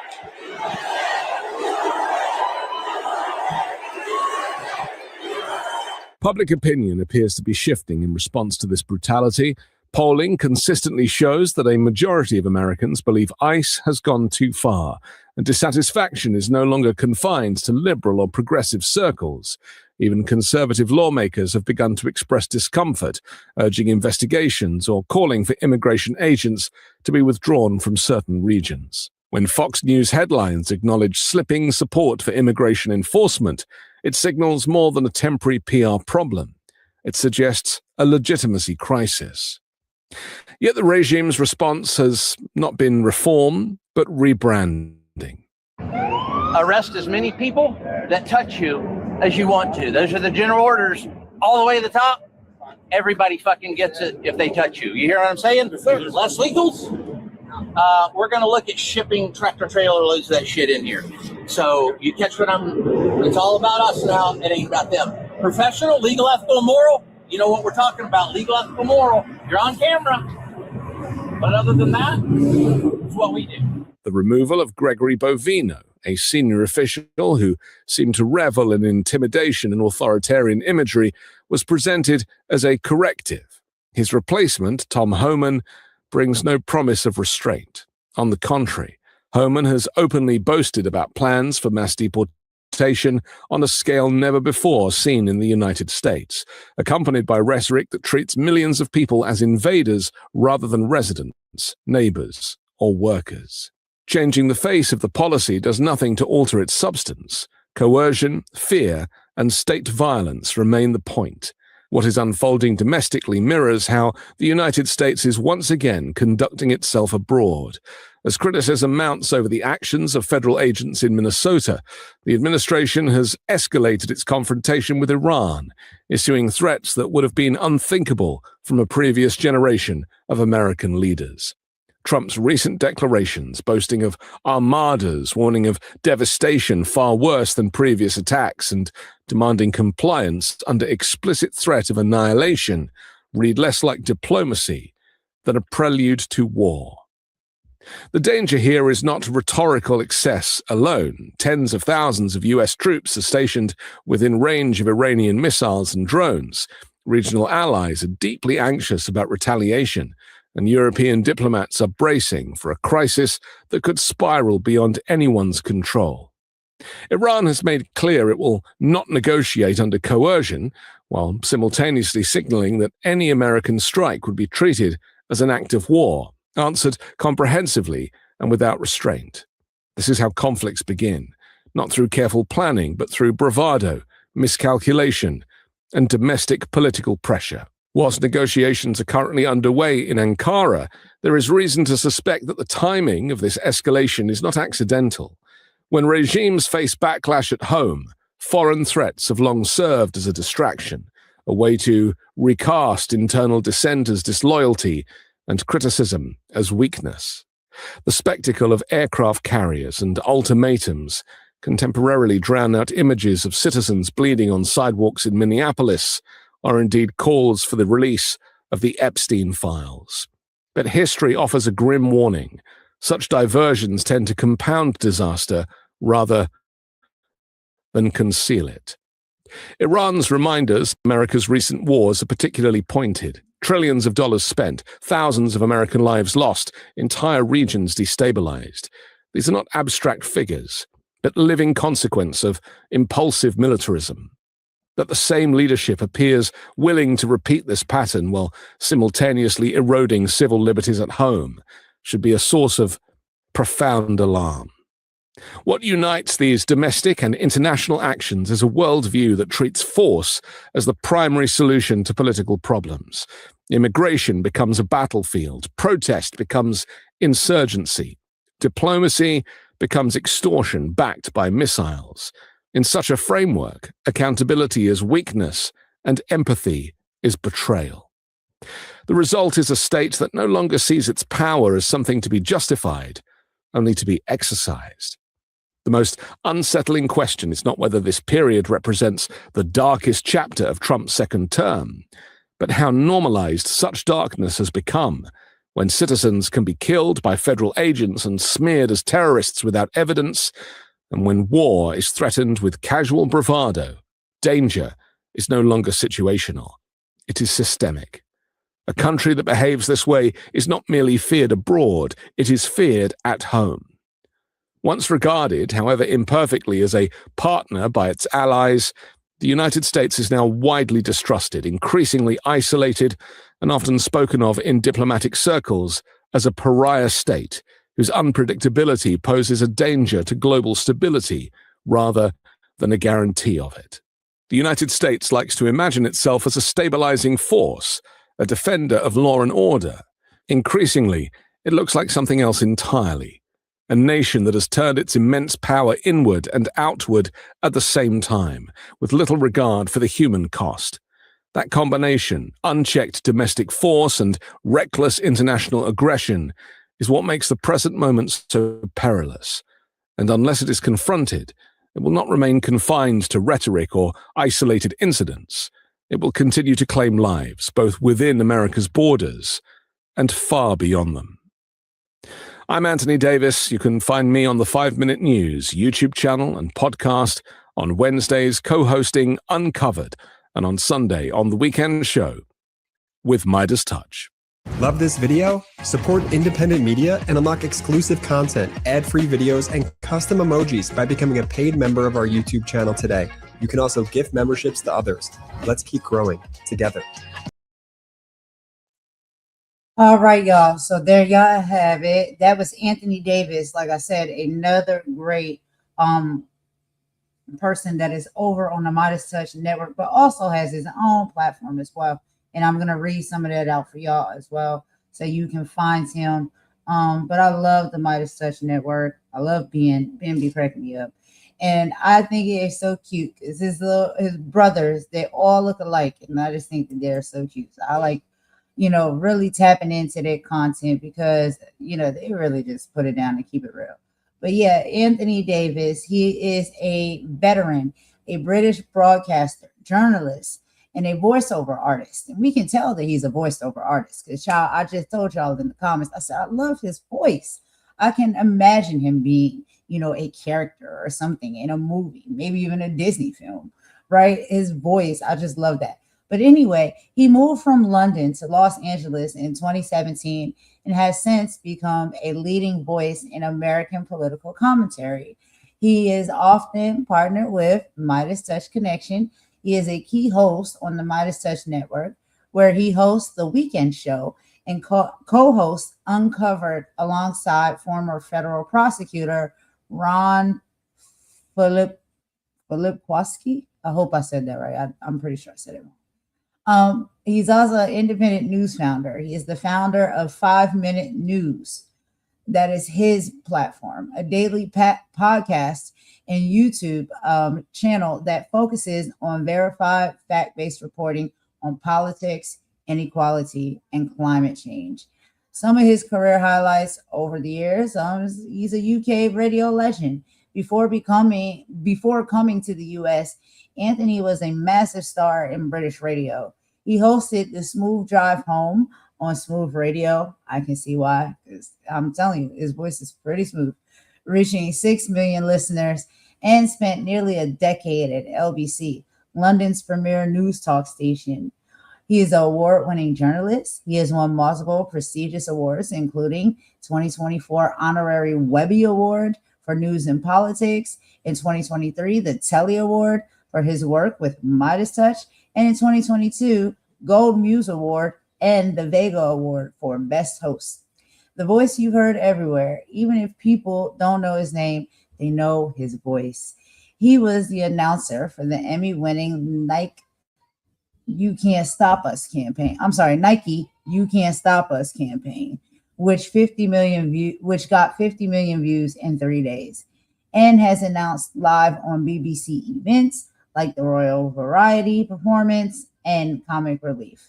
So y'all, I just wanted to give y'all a little bit of breakdown of who that was we were listening to, and what exactly he was saying and how he was, breaking everything down as far as what's going on right now. Excellent work, excellent journalism.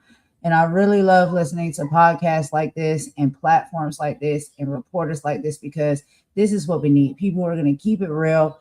They're going to get down to the nitty gritty and tell us and teach us exactly what it is that we need to know that is going on out here, y'all. But we got to move right along, okay? So next, we're going to go ahead and get into MS Now, and another one of my favorites, we're going to go to Morning Joe. And Morning Joe is going to be having a conversation. And he basically is saying, you know, a lot of things are, you know, that's happening and transpiring right now should be a wake-up call for Republicans.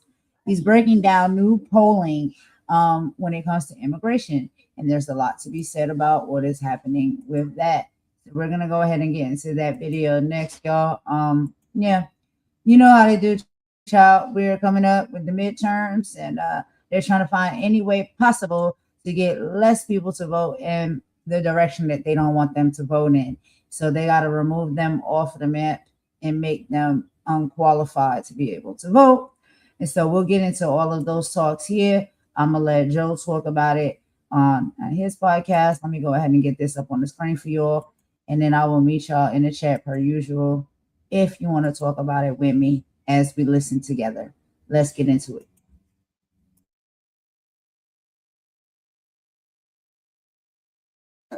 We have, of course, you know, a new analysis that's actually showing why so many Americans have turned against the ICE operations. I mean, same Americans who support a strong southern border, the same Americans who support deporting the worst of the worst, but they're really disturbed by, like, for instance, the number of children who have been detained by ICE. It spiked during Donald Trump's second term. Katie Britt, senator from Alabama, is profiled today in the New York Times, expressing her deep concern over that happening. And we're also going to have Jacob Soboroff. He's going to be joining us with his new reporting. We also have, unfortunately, the sad spectacle of what happened yesterday at the National Prayer Breakfast, which is something that has always been. I know the organization. I know the people that set up the organization. The idea has always been to bring people together from different parties, from different countries, from all across the world, and have faith being something that unifies them, that brings them together, that shows the humility of presidents, even when they have the power they have. That didn't happen yesterday. You had the president insulting, of course, some Republicans that didn't go along with him, insulting Democrats, suggesting that nobody could be a Christian. Didn't understand how any Democrats could be Christians, which, of course, is just outrageous, especially if you look at the policies that he's enacted that actually go against Jesus's teaching in the New Testament and the Gospels, the red letters, as I always talk about. So you have that. You have 1,000 different explanations for what's going on in Georgia. They change their story every day on Tulsi Gabbard. And you have one mistake after another, one self-inflicted wound after another, Jonathan, that's leading to Donald Trump's poll numbers going down, Republicans' poll numbers plummeting. And even in Fort Worth, Texas last week, just a shocking outcome that nobody would have seen a year ago, where Democrats won big in Fort Worth. And you project those numbers across all of Texas, and suddenly the plan that Greg Abbott had for redistricting and the legislature had for redistricting ends up actually helping Democrats. Yeah. And you just wonder, I don't want to take too much time on this, but the chaos of Greenland, the chaos of Minneapolis, the execution style shootings of 2 American citizens, the immigration policies that are turning Americans against Republicans. I mean, again, one of the shocking numbers, I talked about this earlier this morning. It's one thing when you ask, do you approve of Donald Trump's immigration policies? Obviously, with the chaos in the streets, the killings in the streets by masked secret police, obviously that's going to turn Americans against those operations, except for the most hardcore supporters, MAGA supporters. But when you ask the question, are Donald Trump's immigration policies making America safer or less safe? And the majority of Americans are saying that they're actually making the country less safe. Man, that should be such an alarm to Republicans in Washington, D.C., who said, we have to save ourselves. We have to save our party. We're going to get wiped out this fall. But absolutely no appreciation of it. Again, this is one of the most stunning polls, I've got to say, I've seen over the past year. Is the Trump administration's approach to immigration making the country more safe? Only 35%. Less safe? 51%. And you go over all the way to the right and you look at those independents. That's the center of America. Those are the people. And just let's keep this up. You see those numbers all the way to the right and why we focus on independents so much? Because those are the people who voted for Ronald Reagan twice, and then voted for Bill Clinton twice, and then voted for George W. Bush twice, and then voted for Barack Obama twice, and then voted for Donald Trump, then voted for Joe Biden, and then voted for Donald Trump. And those independents who were deeply offended by the open borders policy during the Biden administration are now just as deeply offended, or possibly even more offended, by the policies of Donald Trump. And when you only have 29% of independents saying his immigration policies are making the country more safe, and 54% are saying less safe, that is something that should serve as a wake-up call for Republicans on Capitol Hill. And even if they don't have the inner morality to do what's right, to protect Americans and protect migrants in the streets of this country, you would think at least for cynical political purposes, they could bring themselves to standing up to these disastrous policies. Well, the White House has shown no signs really of changing. The rhetoric's changed. Rhetoric has changed. They've drawn down 700 officers from Minneapolis, but there are still 2,000 there. That's still an extraordinarily large deployment.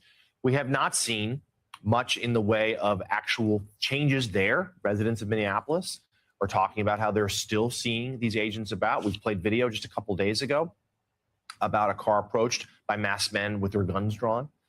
So that's adding to the chaos that's reflective in those poll numbers. And Republicans, I wrote this week, Republicans are trying to nudge behind the scenes to get the administration to change some tactics here, because they did. What happened in Texas over the weekend was a thunderclap. It was a 31-point swing. Yes. 31 points from Trump in 2024, November 24 in to now. Fort Worth, Texas. In Fort Worth, Texas, a district. This was not in Berkeley. This is Fort Worth, Texas. A district that had last gone for a Democrat in 1978. So that is significant here.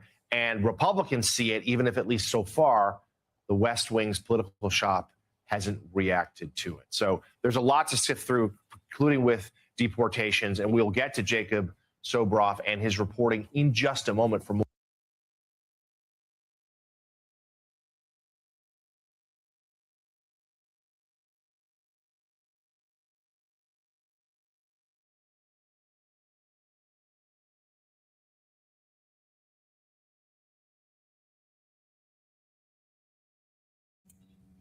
All right, y'all. So that was just a quick little report. And, they talked about a little bit of it. It kind of cut it off a little bit, half and half. It's a longer conversation, but we already moving over in time. So I didn't want to keep y'all here too long. So I wanted to just play the quick clip of it. So y'all can just get an understanding of what's happening. And we're going to move right along, of course. And now we're going to talk about, and we're going to get into the next video, again, from MS Now. And Americans want to talk about the economy, not renaming airports or racial social media posts. And this conversation is being, shown to us and spoken about, again, from Morning Joe's podcast and platform. But we are going to listen to a interview and a conversation between Trump and a, reporter that is asking him the hard questions. And we're going to watch and listen to just how hard those questions are for him to answer, which they shouldn't be. But, when you're a liar, and you have to keep up with a lie to cover a lie to cover a lie to cover a lie, it'll be a little bit hard for you to answer truthful questions. But anyway, this is one of the interviews that I wanted y'all to watch along with me as well, because I thought it was really good.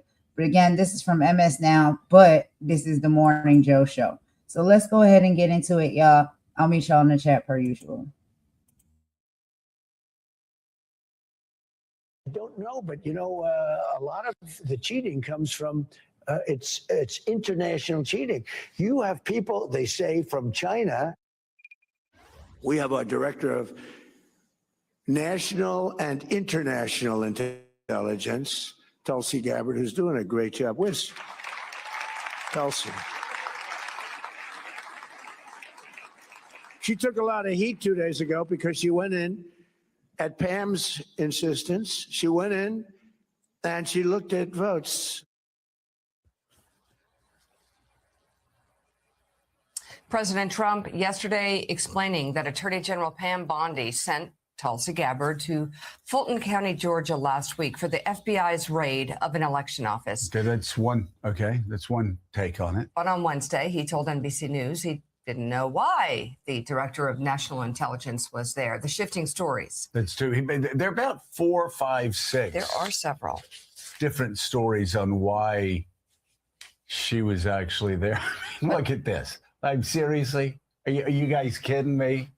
Tulsi Gabbard down in Georgia, seizing voting. Are you this stupid? Picking up the phone. Are you this stupid that you think you're going to get away with it? Are you this stupid?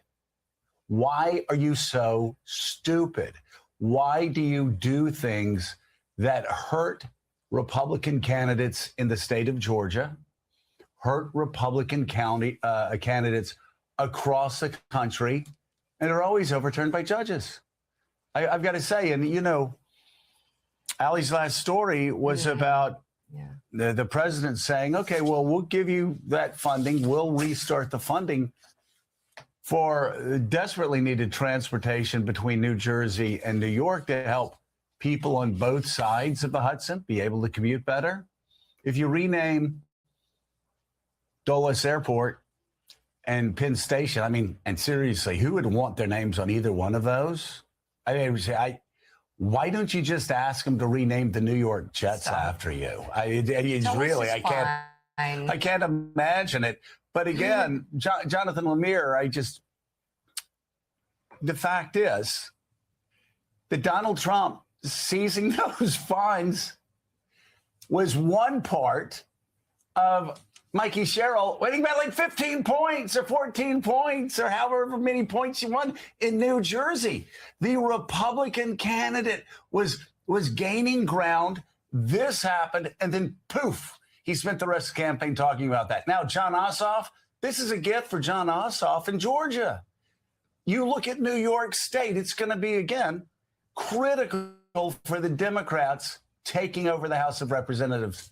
And here's Donald Trump saying, yeah, I'm going to keep destroying your morning commute, keep you away from your loved ones and your family and your children even longer because you won't rename really two of the worst infrastructure projects in America after me.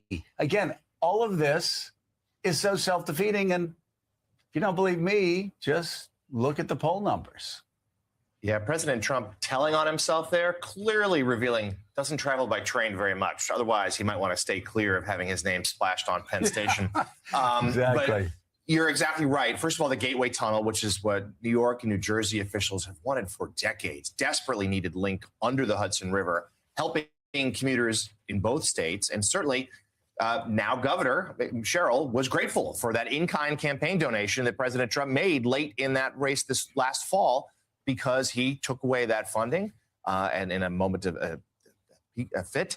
And, you know, it was a gift to her because it hurt people in her state. And you're right, though. This is also what Republicans have been saying to me. I wrote about it this week. We've chronicled it a few times now.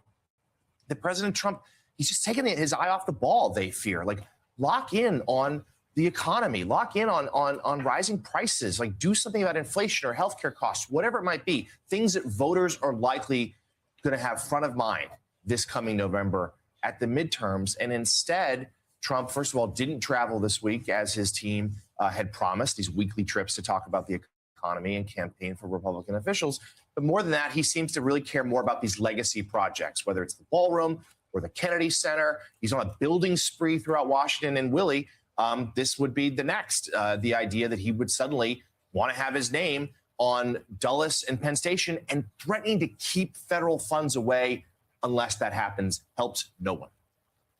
I mean, in normal times, this is a massive scandal. The president won't allow a state, a municipality to have funds unless you name something after him. And as you say, you might want to pump the brakes or choose something else on Penn Station, though the new Moynihan Hall is very nice. We'll stipulate that. It's nice. But guys, back to Georgia for a second, we don't really have to wonder who directed Tulsi Gabbard to go there, because Tulsi Gabbard wrote in a letter to Congress that it was President Trump himself who ordered her to go to Georgia on that FBI raid. And then you'll recall, after the raid, she called the President of the United States, put him on speakerphone so he could celebrate with the FBI agents who conducted the raid. So there is a pattern. Donald Trump doing something, and then when it goes bad, or the reaction to it, or the polling is bad, say ICE in Minneapolis, for example, he runs from it. And yesterday, as you just showed at the prayer breakfast, said, yeah, that was Pam Bondi who did that, not me. Yeah. Well, and speaking of the prayer breakfast, there's another extraordinary lost opportunity. Here's something that, I know the people who run it, been a part of it. When I was in Congress, it was a wonderful time. Even when Bill Clinton was going through impeachment, I mean, it was we would come together, we would talk, it lessened the tensions.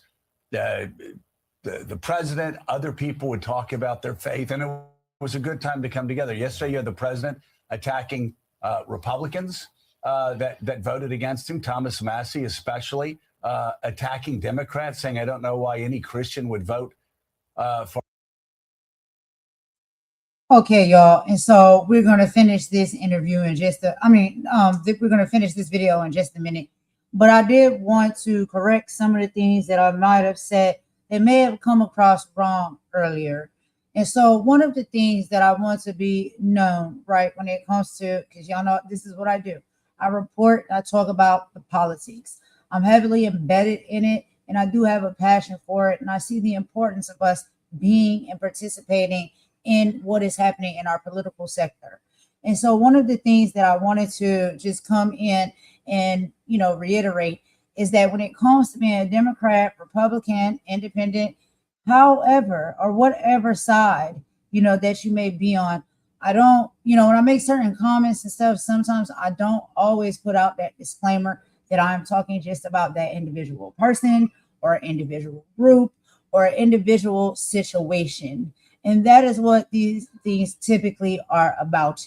If it is a person that is, out here that I have to report on that's doing something, and it just happens to be a Republican, or there's a group of people over here that's doing something that's shaky and shady, and they happen to be Republican, that's, it's because of those individuals singularly, right? I never want to speak on anybody or make them feel as though when I'm speaking that I'm speaking to a whole entire group or party. So I'm not talking about all Republicans. I'm not talking about everybody who may be a Republican. This is what they do. This is how they move. This is what they feel. Even though sometimes if I'm not paying attention, it may come out of my mouth that way. You know what I mean? I may say it that way, but that's not my intention, and that's not what I mean. And so as we can see here, this is why I try to play a lot of different platforms or whatnot of individuals who may stand on different sides, right? But at the core of it all, you can see with the conversation that we all are seeing what is important, at the core of what we all need to pay attention to as human beings, the rights for human beings, the Constitution, the amendments, the freedoms, the safety of it all for us as people, period. No matter our race, no matter what, political side we take, we all are human beings at the core. We all are the same. We're more the same than different, honestly, if we pay attention to one another. And the little small things about us that are different, that's what makes us unique. It doesn't make us different to make us shy away or separate from one another. It makes us unique, so we can have more fun. We can learn more from each other. We can, you know what I mean, pick up on different styles and different knowledges and different, ways to talk, ways to walk, ways to dress.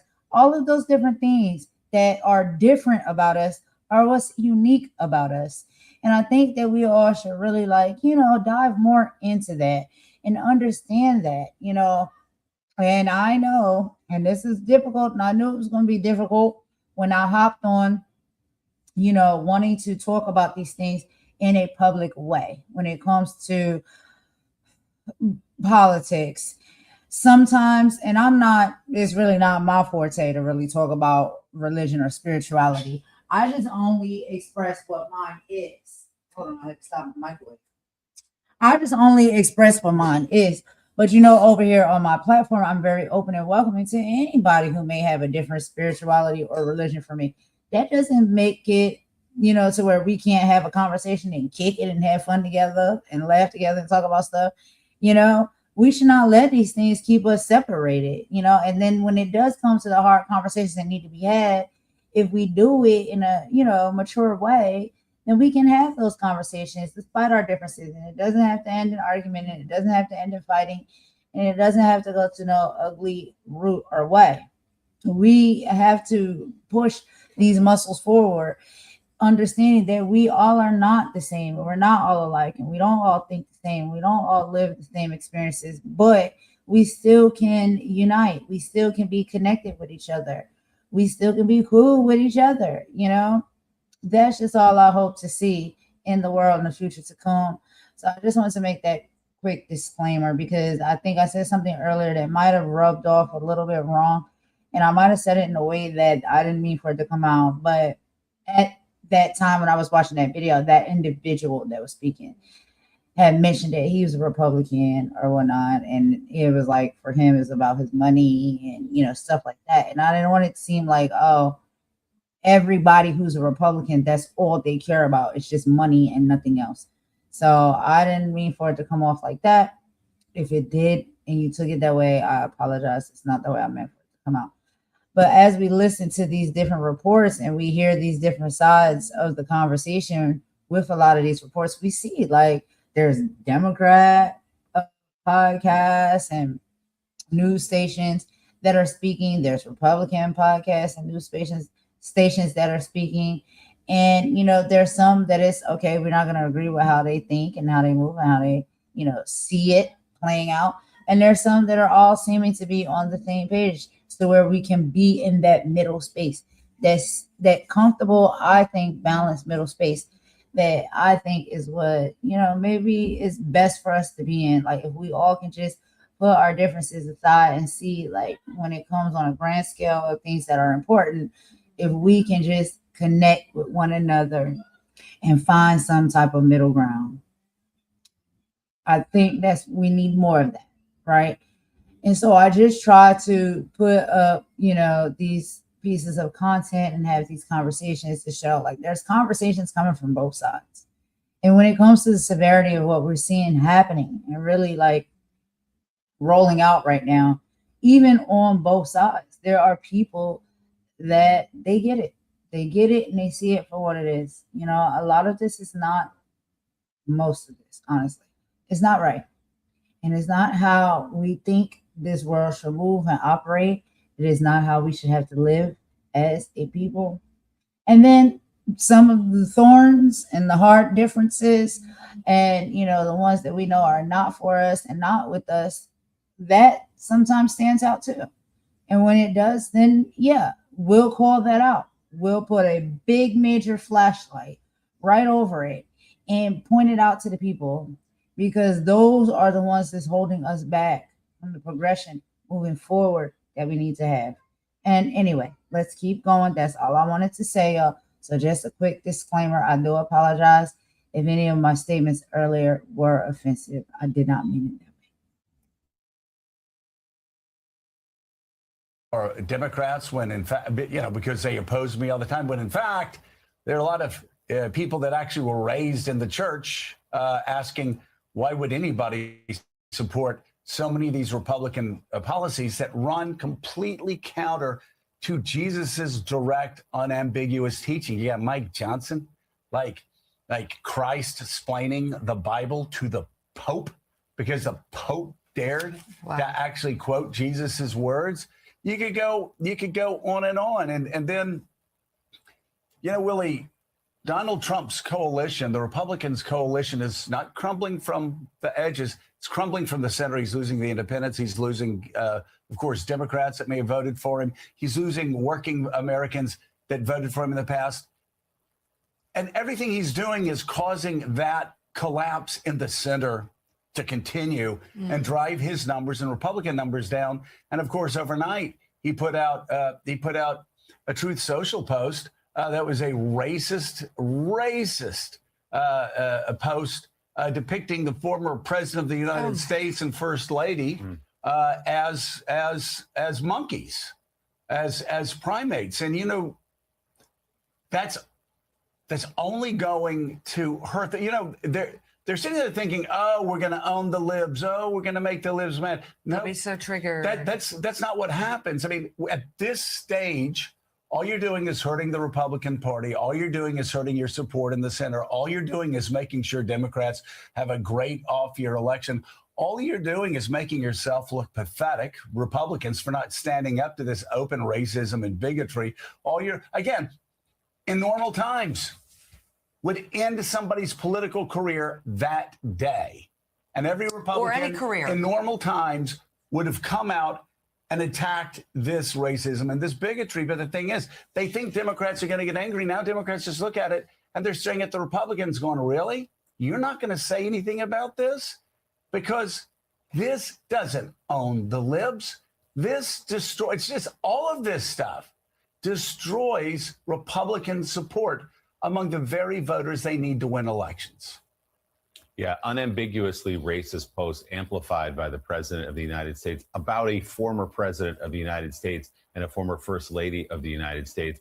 And I think it's safe to say we can predict this well, that Republicans will say either I didn't see the post or sometimes he just retweets or retruths or whatever. And we can't hold him accountable for all the crazy things he does. And that's just the pattern. But he should be held accountable for that. It's disgusting. It's appalling. And people can go look at it for themselves.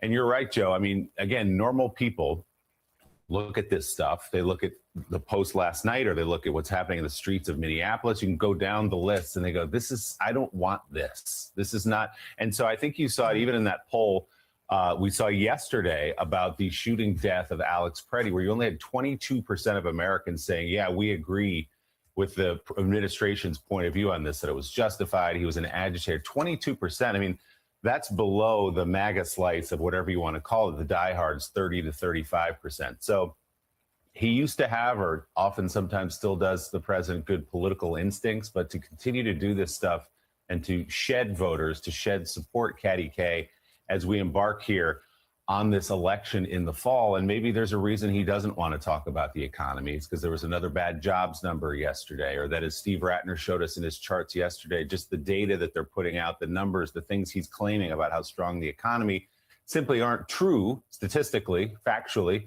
and also that most people in the country are not feeling that way about the economy.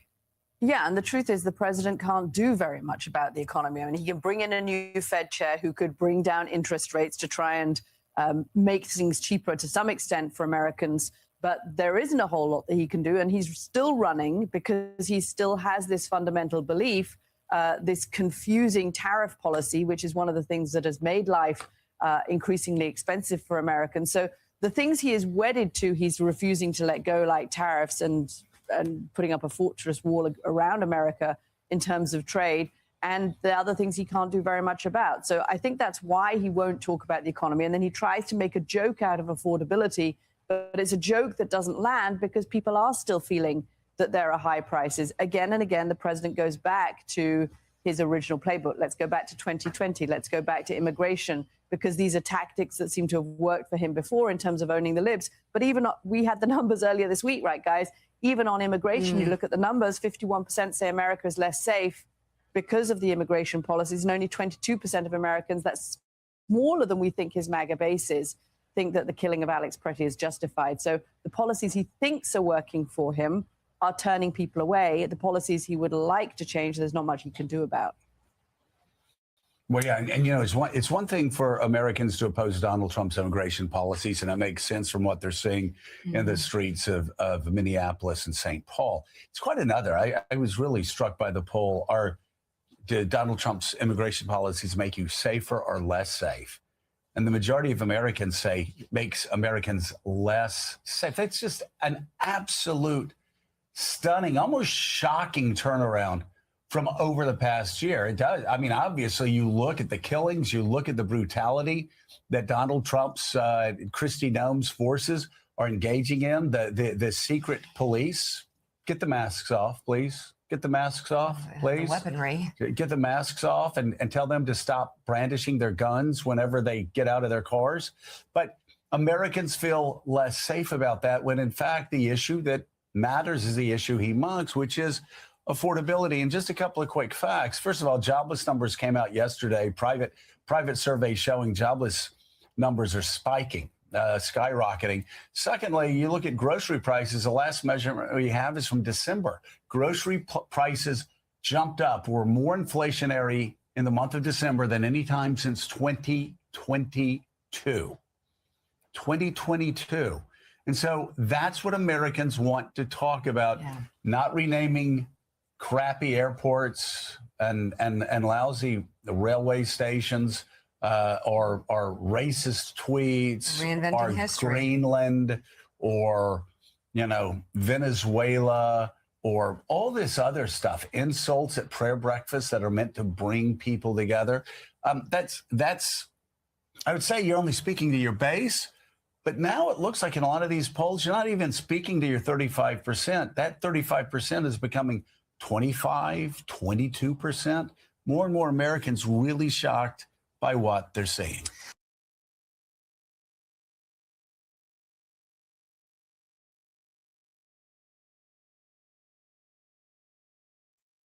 All right, y'all. So as you can hear, you know, there's a lot of good conversation happening on all sides, right?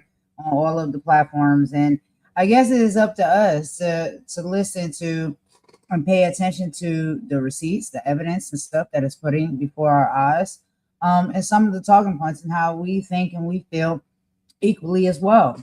We may take one side over the other. And who's to say which side is right or wrong? I no longer can be sure. All I know is that, you know, sometimes I just feel as though we need to stand in what we know is right, you know, where the integrity lies, where the common sense lies, you know, where the goodness and the righteousness lies. But that's me. I can't put that on everybody else and where they want to stand and where they want to move and who they want to rock with. But y'all know what side we take over here. We about to take a quick little song break, and after this is the part y'all been waiting for. We're going to go ahead and get into this Nicki Minaj versus Jay-Z situation. And I'm going to talk to y'all about a little bit of how all of this started and where it began and where we are now, and some of the things that we are hearing and seeing on her socials. So we'll get into that in just a moment. Let's take this quick song break, and I'll be right back.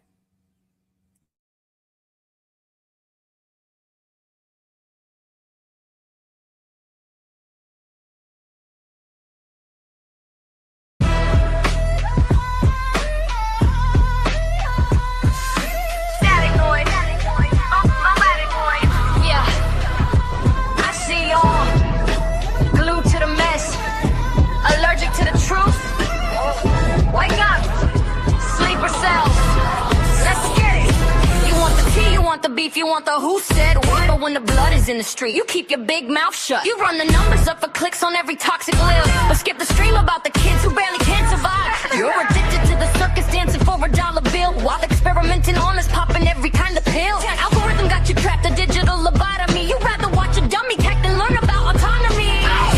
Low vibrations, yeah, that's all you crave. Mind of a zombie, walking to the grave. Talk about the spirit, talk about the fight. You vanish like a ghost, you're disappearing in the night. Dumbass zombies, sleepers in the cell. Build your own prison in this digital hell. Low vibration. We moving on. Politics is boring, spiritual rarity is deep. That's exactly what they wanted, just to keep your soul asleep. They shout down when I good, they're hunting for the press, and you're arguing in comments about a rapper summer dress. It's a war on your mind, it's a war on your health, but you're too busy scrolling, giving stupid all your wealth. I'm a golden queen, I'm 10 toes down in the mud, while you're chasing cloud and spilling everybody's blood. Are you a fan of your own destruction? Is the gossip worth your soul? Unplug the wire. Debate the self. Mama Warrior told you. Now bring it back. Low vibrations. Yeah, that's all you crave. Mind of a zombie. Walking to the grave. Talk about the spirit. Talk about the fight. You vanish like a ghost. You're disappearing in the night. Dumbass zombies. Sleepers in the cell. Feel your own prison in this digital hell. Let's go. Vibrations. Yeah. Numbers drop when the truth gets loud. But I'd rather have a few than a brainless crowd. Yeah, the veil to the world, high frequency only. Mama, warrior, golden queen.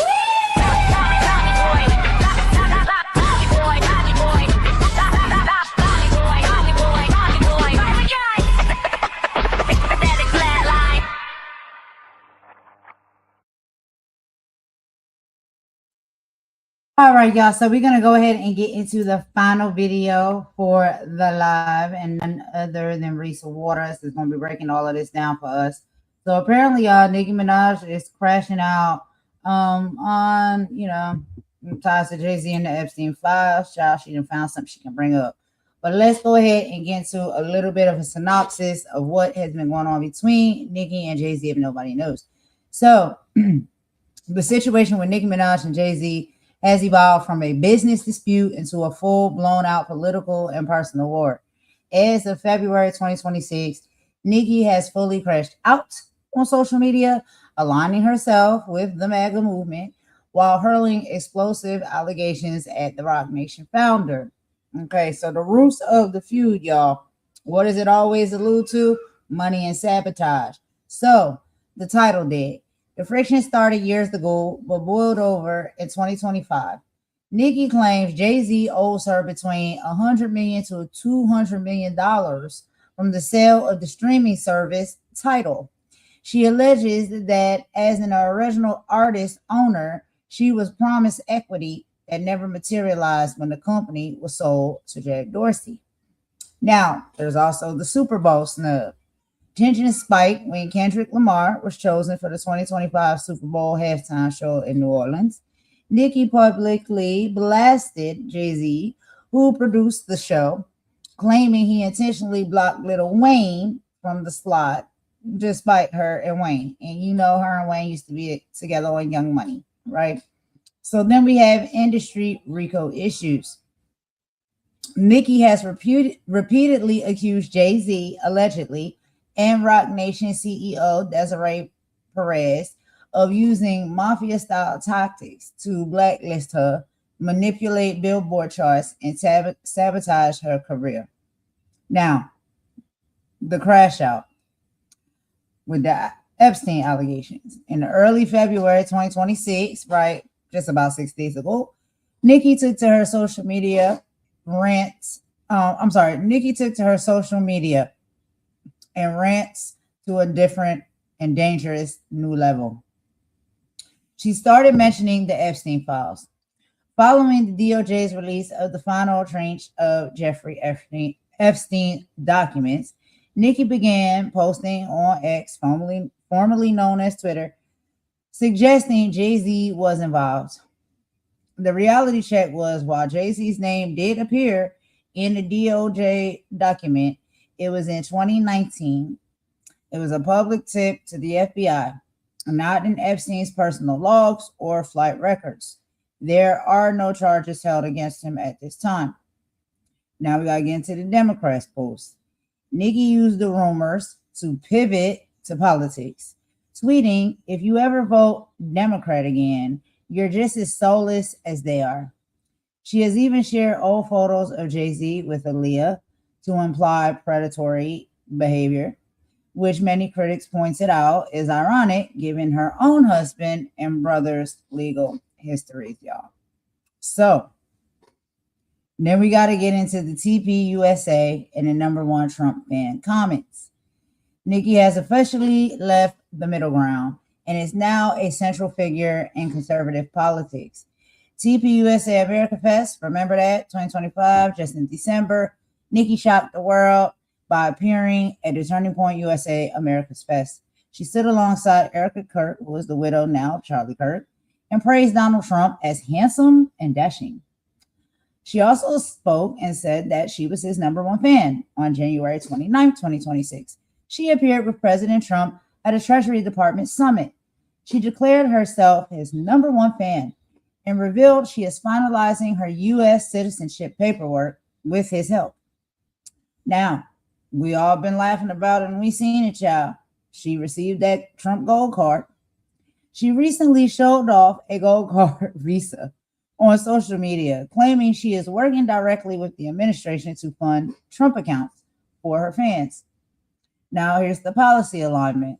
She has become a vocal supporter of the administration's crackdown on immigration, despite her own history as an undocumented child and their focus on protecting Christians abroad. So Nicki Minaj has officially traded the recording studio for the campaign trail. After a year of accusing Jay-Z of stealing millions of dollars from her and sabotaging her music, she has burned every bridge in the industry. She's now the face of MAGA rap, calling out the Democratic Party as evil and positioning herself as President Trump's closest celebrity ally. While she claims she's exposing the truth, her critics say she's just looking for a new power base after being sidelined by the hip-hop elites. I don't know what y'all think. Y'all let me know, child. I have some thoughts and feelings, y'all. We can talk about it. But you know who talks about it better than I do? One of my new favorite people and channels and podcasts on YouTube, Reese Waters. So I'm going to let him get into it and talk to y'all about it, child. He a comedian and it be funny and I'll be rolling. So we're going to let him talk about it. We'll watch that together, y'all. Please, please, please. If you have not shown any support or went over to the channel to check him out, go over there and check him out, y'all. Subscribe to the channel. Please like some of the videos. Become a member and show support. Because Reese Waters, for real, yo, when I come across, I was like, yo, he is dope. But anyway, let's go ahead and get into this, y'all. I will meet y'all in the comment section per usual.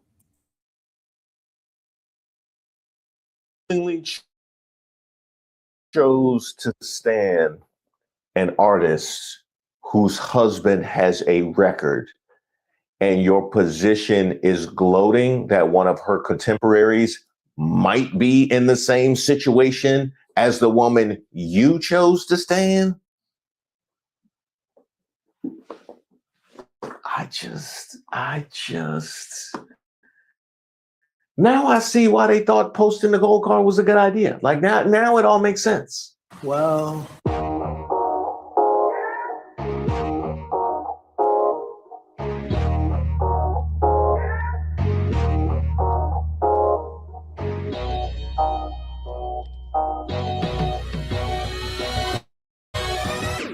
shout out to all the subscribers and the members here on the channel. Don't forget to like the video. My name is Reese Waters, and this is Who Raised Y'all, where we highlight those unique individuals going above and beyond to make society worse.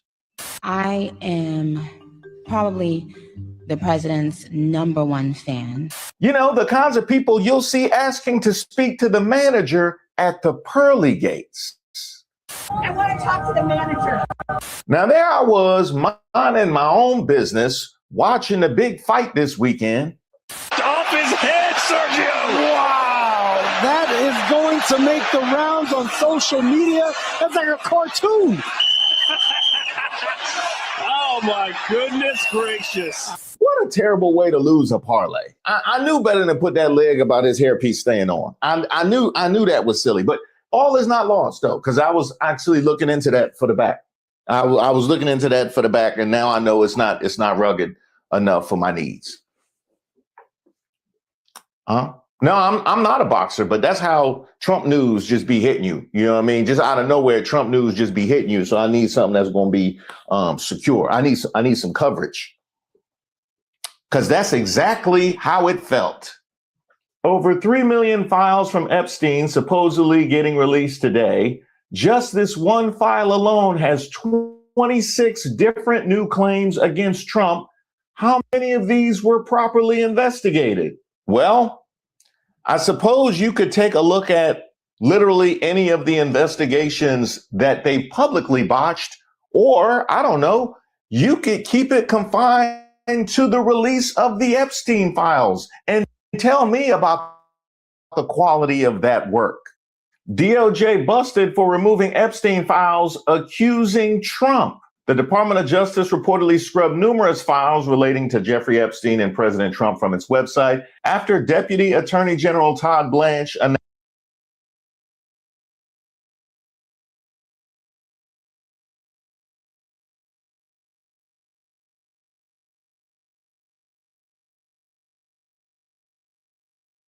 the release of the Epstein files and tell me about the quality of that work.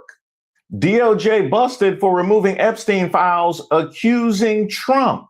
The Department of Justice reportedly scrubbed numerous files relating to Jeffrey Epstein and President Trump from its website after Deputy Attorney General Todd Blanche announced the release of around 3 million Epstein documents on Friday. The Bulwark Samstein noted that some details of documents containing Trump's name were hard to read. Those documents were unavailable on the DOJ's website less than an hour later. The pages, however, were archived on X by user Bobby Salsa. That's right. The best efforts of our federal government were thwarted by Bobby Salsa. And shout out to you, Bobby. Shout out to you for all your work and also the fact that you gave us that reference. Why don't we do this? Because in any other scenario where you are caught hiding the evidence, the general conclusion is to assume the worst. Is it not? I can't think of a scenario where evidence was hidden and it was positive. Ain't nobody ever hid no A's on the report card. I ain't know anybody ever hid no A's. Actually, that's a lie, because you were bullied for being a nerd all throughout grade school. So you actually did hide A's because they would throw you in bushes and stuff for being smart. You did that. I mean, every black kid with glasses in the 80s and 90s had to be Urkel. I mean, come on. I was a human being after all. You know, maybe the hidden Trump files were in those booklets they gave out to the MAGA influencers once upon a time. Y'all on the internet coming for Kash Patel saying he's day 5 and we haven't gotten the Epstein files. Well, I'm here outside the West Wing and look at what we got today. The Epstein files, baby. Let's make America safe again. But didn't Kash Patel tell us there was no credible info? So would that not be relevant to what they're putting out now? Kash, you should have put one of those FBI jackets on top of that statement. We'll borrow one. There's no credible information. None. If there were, I would bring the case yesterday that he trafficked to other individuals. And the information we have, again, is limited. So the answer is no one? For the information that we have. In the files? In the case file. Okay.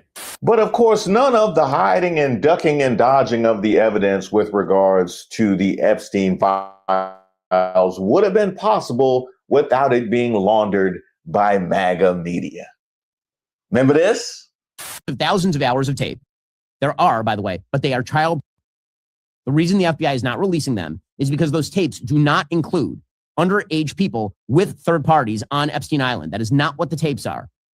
Okay? I also have sources in the federal government who are covering this stuff and have seen the documents. Okay, those tapes are just child. That's all. That's what they are. That's why the FBI is not releasing them.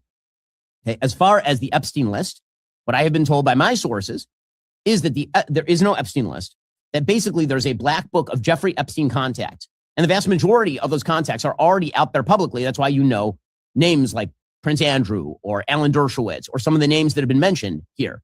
Those contacts, there's no evidence, according to the DOJ. I think one of the things, and yes, thank you very much, Sugar Warning. One of the things that I think that people, please, people, if you're listening to what you hear these people speaking on and how they're trying to save their assets, let's just be very clear. One of the things that you always hear them talk about is these names aren't on there. There's no names, right? And when you're saying that, and that's your first defense, that means that you're trying to protect individuals that have probably most likely done something wrong, because all you care about is the names of the individuals on said list that participated was there and probably doing these heinous things. What you're not paying enough attention to when it comes to me is the survivors, the victims with names and identities, some that are in a place right now where they're strong enough and brave enough to speak out and have done so. Some not so much, but that's okay, because when they go through things like that, it is up to them as to when they are comfortable to speak out and bring all of this to awareness to the public. But what about the survivors and the victims that have come out and are now been speaking to the public? Do y'all care anything about their names, or is it just about the names of the offenders and the individuals that participated and were there and not just maybe did something, but maybe bear witness to what was going on and did nothing? It's always about the ones that you want to protect, right? The wrongdoers is always the ones that have to be protected. But when it comes to the ones who have had some type of offense or something happening to them, even if their names and their story is out there, that's unaccounted for, right? Let's keep going. And the FBI, and again, that's public. There's no evidence that any of those third parties were having girls trafficked to them. And just in case you think they're finished with their Epstein wash cycle, yeah, that includes you too, Megyn Kelly. Well, put that wig in there. We remember what you said. Jeffrey Epstein, in this person's view, was not a. This is this person's view, who was there for a lot of this, but that he was into the barely legal type. Like he liked 15-year-old girls. Just in case you thought they were finished with the Epstein wash cycle, the same day as they get caught out by Bobby Salsa, we're getting this narrative. They finally release all the files. You sure about that, Benny Johnson? Huh? You sure about that? Right in front of your face, MAGA. Like right in front of your face, MAGA. I can't tell you how dumb they expect y'all to be.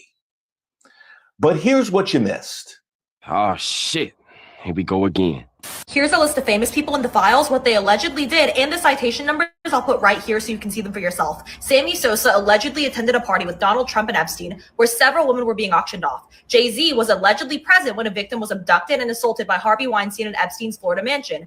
Pusha T was allegedly hired as a handler who would administer substances to his victims so Epstein and his associates could assault them. Elon Musk asked Epstein to go to the island multiple times and also asked what night the wildest party will be. And Bill Gates allegedly gave his wife an STD and asked Epstein for antibiotics and to delete the emails regarding the STD. I will make a separate video for all of the people who are in Trump's current cabinet and all of the politicians involved in this as well. Sammy Sosa and Jay-Z, why are these reading like backstage at the Source Awards in the 90s?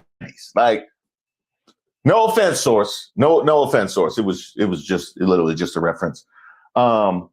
Sammy Sosa, Jay-Z, and Pusha T. Trump wasn't even on there. And he pushing 30 plus credit.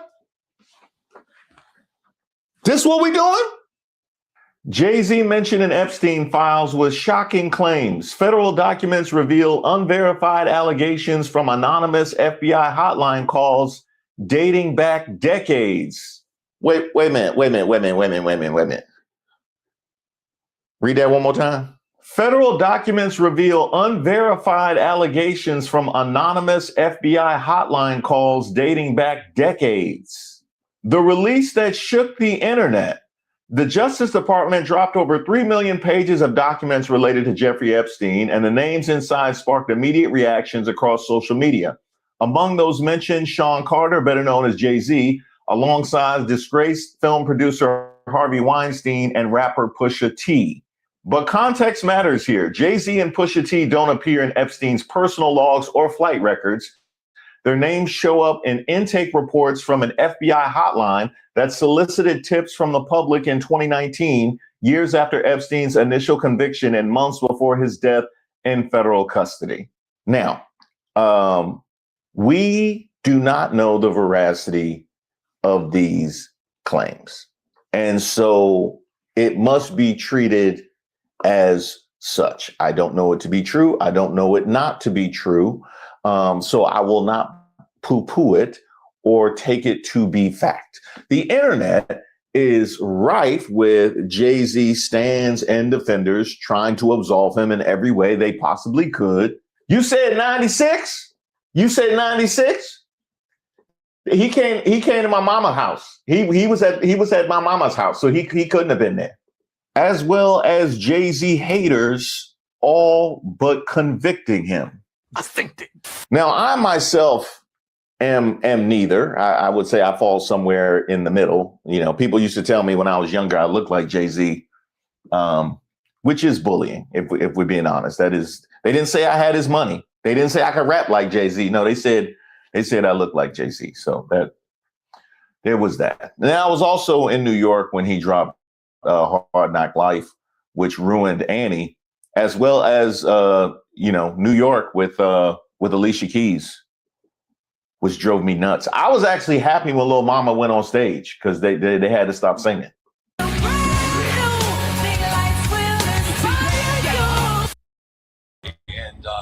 And we're sure this is shocking for many of you that just hear the news and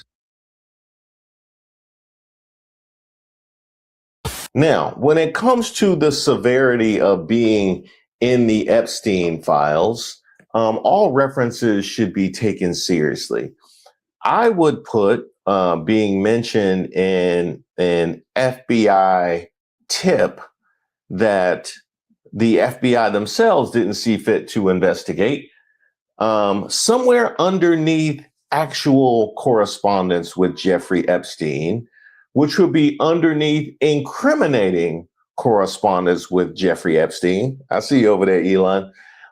Which would be underneath incriminating correspondence with Jeffrey Epstein, and then actual witnesses' testimony on the record, and also weaponizing the DOJ to hide files. Like I would put that would be my hierarchy. That's called common sense. So here's the question that I have. Without any knowledge or understanding of the truthfulness of these claims that the FBI, upon taking this tip, did not see fit to investigate, are they being published alongside actual victim accounts and correspondence with Jeffrey Epstein himself? Now, maybe it could be an abundance of caution when it comes to the possibility of perpetrators out there, making sure that every victim, in fact, gets their justice. Right? Maybe they did it for the victims. stop the cap. New Epstein survivor statement on the latest DOJ release. Survivors are having their names and identifying information exposed, while the men who abused us remain hidden and protected. The latest release of Jeffrey Epstein files is being sold as transparency, but what it actually does is expose survivors. Once again, survivors are having their names and identifying information exposed, while the men who abused us remain hidden and protected. This is outrageous. As survivors, we should never be the ones named, scrutinized, and re-traumatized, while Epstein's enablers continue to benefit from secrecy. This is a betrayal of the very people this process is supposed to serve. So let me get this straight. So you have survivors coming out and saying that we're being exposed while the men who abused us are being protected, while we run on FBI tip line information that they never even investigated in the first place. I just, All the creators are doing Jay-Z and Pusha T, and I'm not watching. He's mad at Beyonce for backing Harris. Nicki Minaj is suing Jay-Z. Jay-Z is the face of the Super Bowl halftime show. Kendrick Lamar and Bad Bunny. A whole mess, but a distraction nevertheless. Now, there was a whole lot of that. And one thing that needs to be mentioned once again is I will remain neutral when it comes to the truthfulness of these claims. That being said, they have to be evaluated with some semblance of a level playing field. And it feels a bit suspicious to be pushing out FBI tip line references while actual accused perpetrators on the records names have been hidden and victims aren't being protected. That is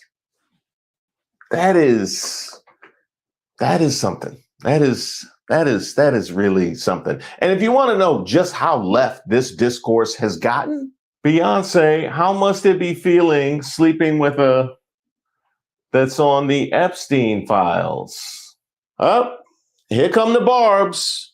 Barbs are in the neighborhood talk comments blaming Nicki instead of being mad at Jay-Z. Go check them.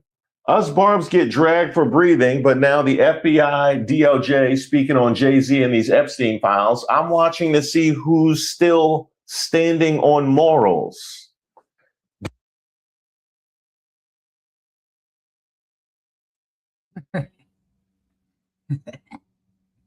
Sorry, y'all. I can't help but laugh. Wow, so much unpacked there. So much unpacked, right? So now we're getting into, and again, not laughing at the severity of the situation because it is a serious situation, and there are a lot of survivors and victims that have come out of this situation. So nothing about that is funny. What I'm laughing at is these entertainers, these rappers, these singers, whatever it is you want to call them. What I'm laughing at now is that the chickens are coming home to roost. And we knew that these chickens was going to come home to roost at some point in time. We just didn't know when or how. And we know, and we have suspected over the years that there were certain ones of these individuals that have been pretty nasty work. And, there's been whistleblowers and things that have come out and said things to, allude to us that these people are nasty work. And then also, we can see and hear certain things with our own minds and put puzzle pieces together ourselves, right, to allude to the fact that these people are nasty work. So now, the great divide, child, it will happen. It'll happen. It always tends to happen. That's just how life is now. Okay, so we have on one hand, we got three names here, three big names when it comes to the entertainment industry. Okay, we got Nicki Minaj, we got Jay-Z, we got Beyonce. We got a Beyonce that is married to a Jay-Z. We got a Nicki Minaj that is pissed off with a Jay-Z because they was supposed to be doing some type of work together, and that work they was doing together went south, right? So child and Nicki's supposed to be out of millions of dollars, right? Because of this work that went south. Oh my God, this stuff gets so deep. Okay. So now we got a Nicki Maga Minaj, who is now over here buddy with Erica Kirk with TPUSA, and also buddy with Donald Trump, who is the president of the United States. And they seem to be rocking it out, having a good time, sharing caviar and champagne and all the things, right? And we also have Nicki Minaj having, family members and males within said family that have, done some heinous, real nasty work things when it comes to, we talking about sex offending. Excuse me for just calling it what it is. I hope not to be in trouble for that. But yeah, sex offending. and predatory things. Right? This is the people and her bloodline, or that she married herself into, that have, been known to do these type of things. This is these type of males that she has in her life, right? Then we got Jay-Z, that she has felt as though she got into a business arrangement with and did not get her fair pay as far as that said business arrangement. So she got a gripe, she got a big gripe. Then we got Beyonce, who is married to said Jay-Z. So that means they are husband and wife, and anything that benefits him benefits her, because that's how marriages is supposed to work, depending on, I don't know, whatever type of paperwork or anything like that people may have signed or get, typed up. But that's typically how it works. What's yours is mine, what's mine is yours. Those type of things.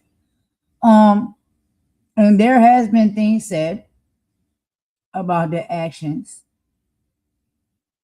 and the characteristics of Beyonce as well, but we're not speaking about that on this live. I guess that can be a conversation for another day.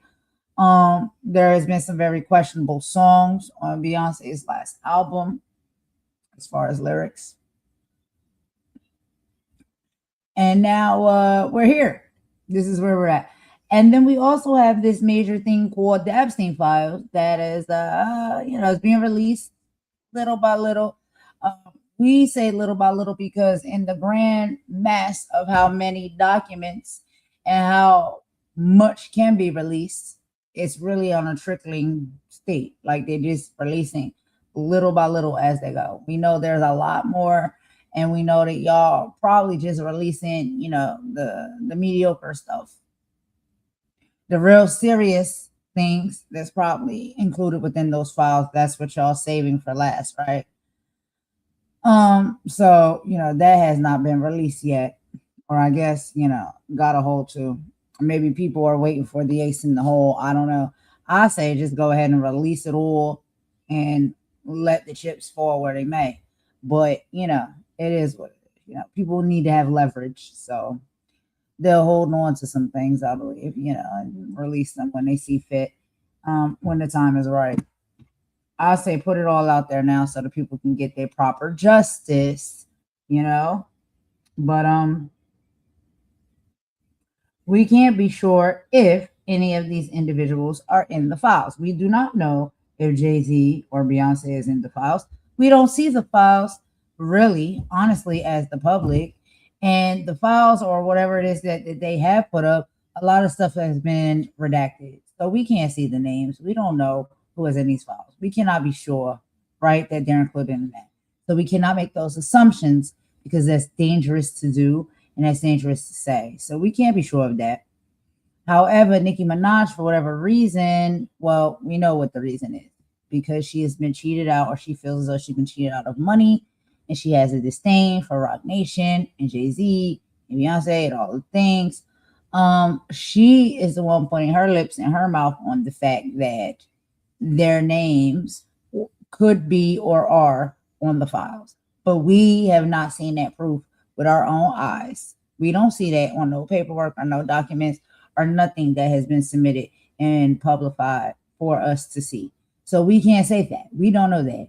But these are the lengths that Nicki will go to because she's mad and she's in her feelings because, she feels though she was cheated out of money. And so this is her type of work. But we also see her over there at TPUSA. We see her holding hands with Trump and saying that she's his biggest fan. She's calling him handsome and all of the things. Child. Okay. Can we really trust her judgment? Her judgment and the things that she's been saying, as of lately, we can't be sure. But what I know is when it comes to a beef or it comes to somebody, having disdain in their heart for somebody, that's always going to happen. It always does happen. However, when it comes to serious matters, when it gets legal, then I think people should be careful with the things that they see and they run with and they carry themselves with, because we cannot be sure. If you're not sure 100%, if you don't have the receipts and the evidence 100%, then speaking on these things that can put you actually yourself in a great bit of trouble. So I'm saying that as a disclaimer over here, as I'm reporting on this and I'm making my commentary. I am not saying anybody has done anything. I'm not. I am not accusing anybody of doing anything. I am not saying that I know anything. I haven't even seen majority of these Epstein files. I think I might have seen maybe 1, 2, 3 page that they posted up. And it's because other people are posting it up on their platform. And I'm just looking at what they're posting up. So no, I have not sat here and looked at those files and read those files top to bottom for myself with my own eyes to be able to speak on anything. And so I just want to make that very clear. I'm not saying that nobody is on no Epstein file. Their name is in there.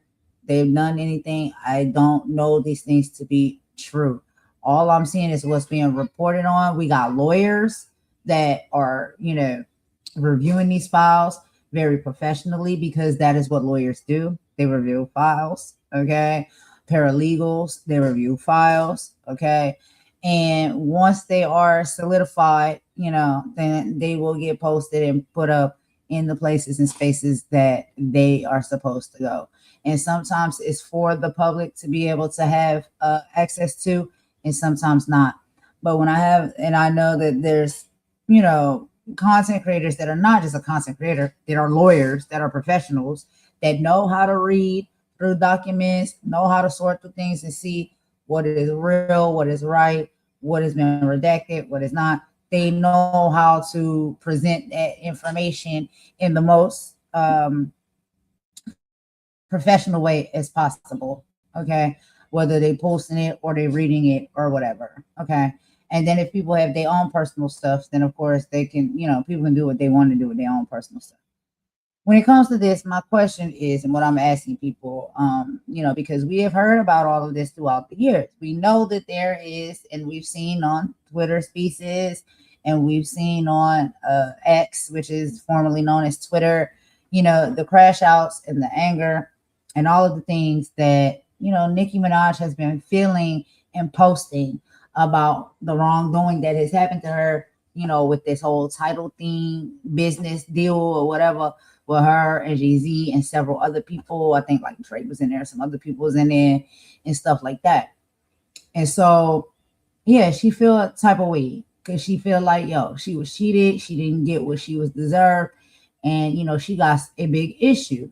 And now she's cozying up to people that can help her handle that said issue, even if it's, just about that, or if it's something else that maybe these people can get caught up in or hemmed up in. So I don't know, is that what we think is like entertaining? Is that what we think should happen or people should do? You know what I mean? Like, look, I can't be sure about it. I can't be sure. But the reports is coming out and we're going to keep continuing to listen in, and see what is happening, child. But a lot of people are saying, it's giving very much the pot calling the kettle black because you're nestling up and cozying up to someone who is clearly okay, at minimum, okay with being around people that, or males that commit these type of heinous crimes when it comes to, SO, predatorial type like stuff. And a lot of people are saying that you're cozy with that because the ones that are closest to you, such as your husband, your brother, your family members, have actually done the same thing, and you turn a blind eye to it and you don't care, right? Because they're your family. So it's okay when they do it. It's not okay when nobody else do it. I can't be sure, like, what we talking about here. Where do we draw the line here? We can't be sure.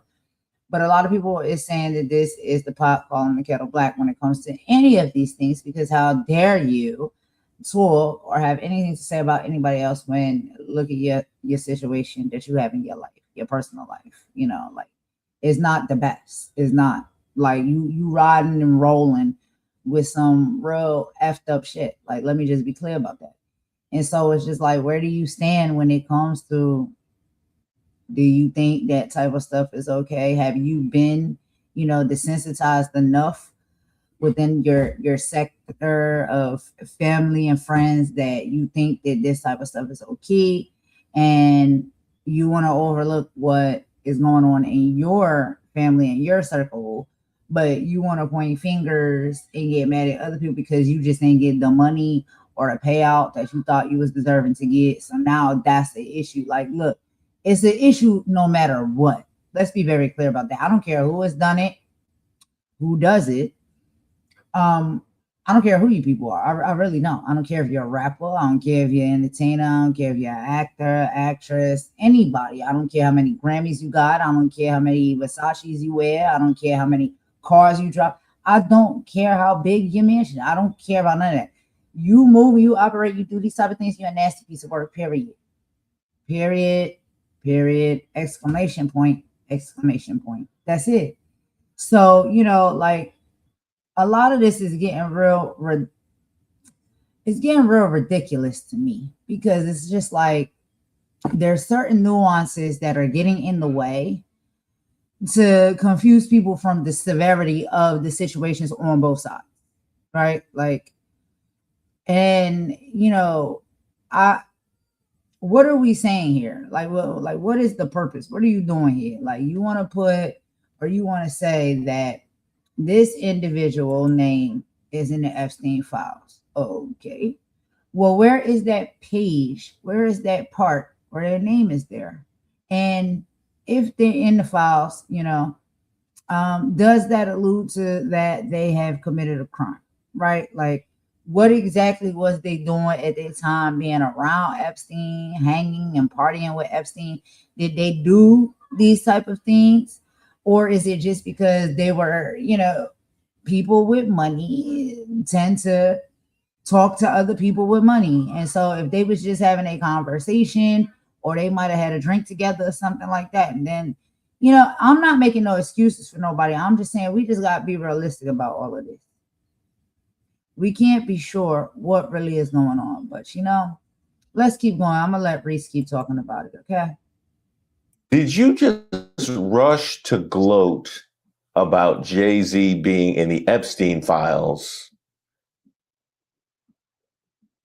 on a man's website who's in the Epstein files, asked to go to the island even, that was released by your bestie's new friend? Come to think of it, well...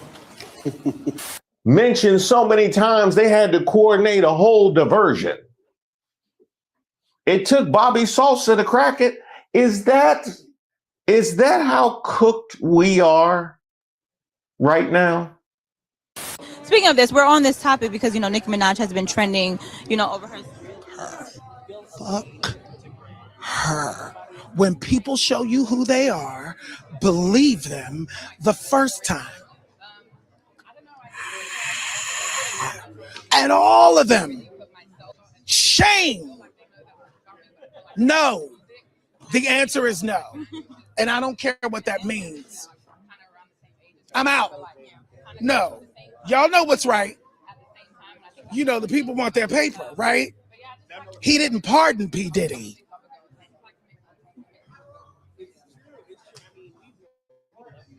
Right? Y'all think Nicki was going that hard on Jay-Z for nothing? She's not crazy, just early.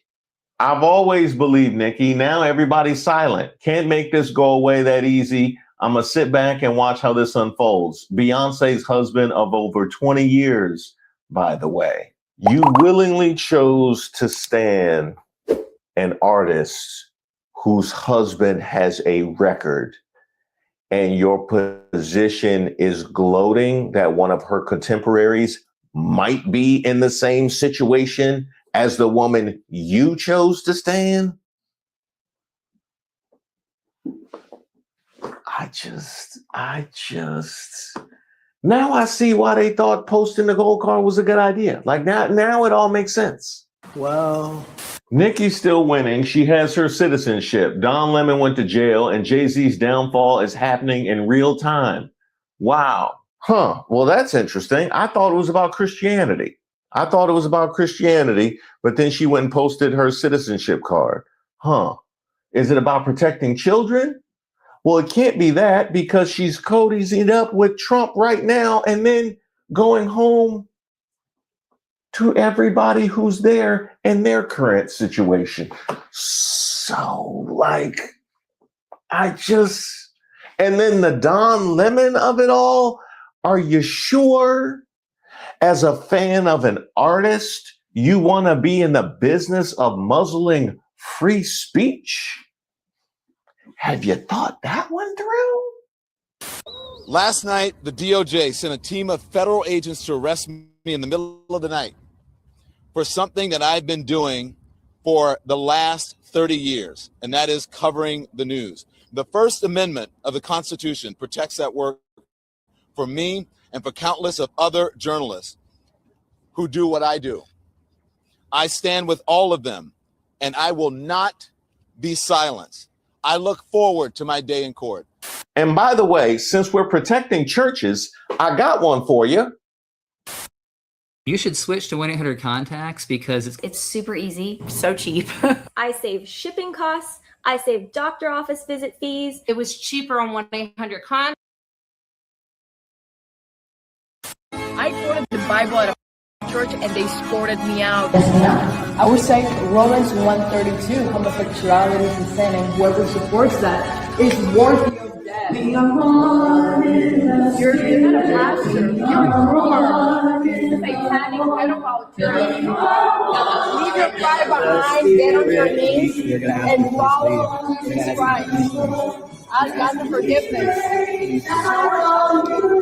Following Jesus Christ is the way, the truth, and the life. Do not use his name in vain, because that's exactly what this church is doing. He's using his name in vain.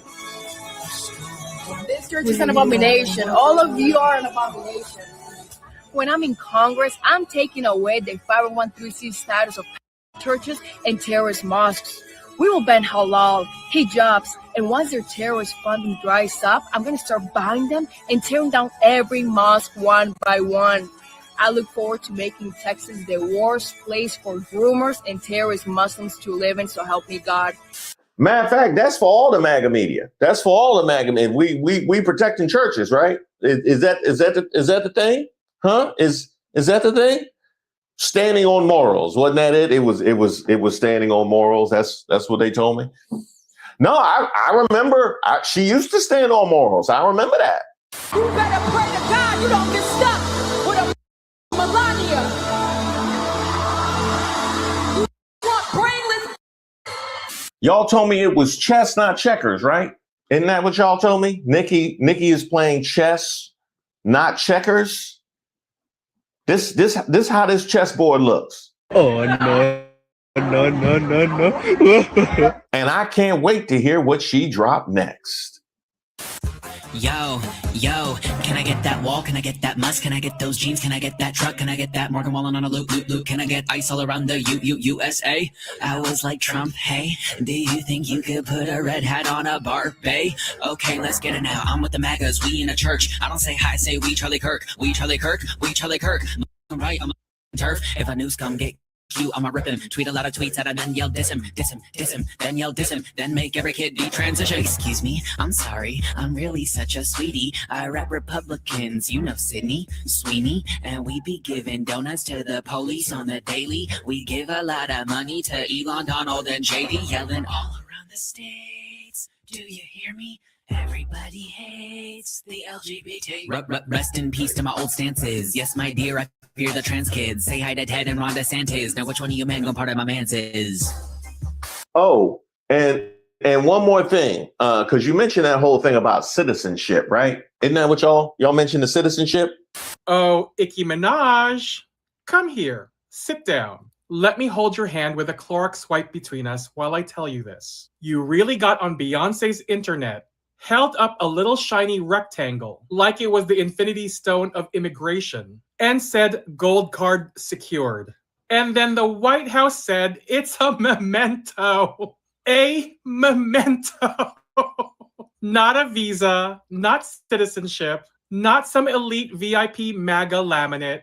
A souvenir. like something you grab from the gift shop on your way out. The confidence is what sends me. The press tour energy, the smugness. You were talking like you unlocked a secret level of America, like you hit a cheat code and bypassed USCIS. Clown, immigration law is not a backstage pass. It's paperwork. It's statutes. It's federal process. It's boring and bureaucratic. And the gag? What exactly were you flexing? A commemorative participation trophy? It's giving pedestrian mentality. And the bouncer is like, ma'am, that's a wristband for the gift shop. Like I said in a previous video, a shiny prop doesn't override federal law. A photo op isn't citizenship. A gold card is not Willy Wonka. Next time, maybe Google before you gloat. Because getting fact-checked by the White House after you already popped your collar, that's not queen behavior. That's peasant behavior. And that's the read. This is the Notorious JTB, notoriously opinionated, signing out. That's wild. It was like for entertainment purposes only? Huh. That's like the display they have in the store. They gave her the display gold card. The one they have in the window. Wow. I guess they didn't have no more in the back. That's crazy. Yeah, and Katie Miller was cuckooing with you and kikiing with you the whole time, knowing you got the display gold card. That's wild. Huh? Said Katie Miller likes illegals. Apparently. Holy juicy gossip. Did you hear about Stephen Miller's wife, Katie Miller? Stephen Miller is the author, or one of the authors of Project 2025, and his wife, Katie Miller, is an equal piece of trash, but she works for the White House, and apparently she decided to leave her White House post to go work in the private sector with someone else who just announced that they're leaving government. Who just announced they're leaving the government? Oh, Elon Musk.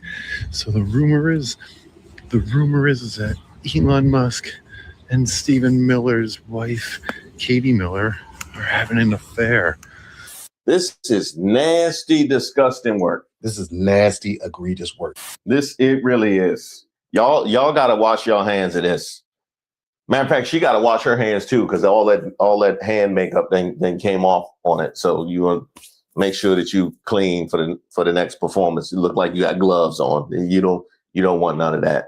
Let's remember a mere few weeks ago when they refused to obey the law when it came to the release of the Epstein files. And we heard about all the redaction parties that were happening. The ongoing theory at that time was they were trying to find ways to weaponize what they ended up releasing. And this is what we got. And with MAGA media operating like this, it's no wonder why they thought it would work. Huh? I said they thought it would work. Like the penicillin. Bill Gates, come on, man. I got a whole nother video coming. No, we gonna talk about it. Because I'm still mad about Windows 95. That's why. Thank you guys so much for watching the video, and especially thank you for all your fantastic comments. Sewer rat may taste like pumpkin pie, but I'd never know because I wouldn't eat the filthy mother. Hey, keep it clean. We got a PG-13 operation here. We got a lot of young eyes and ears. And a lot of old eyes and ears. It's me. I'm the old eyes and ears. All y'all old viewers know, because even as recent as a couple years ago, if something was behind me, I'll just go get it. I just go get it. You fast forward to 2026, something behind me.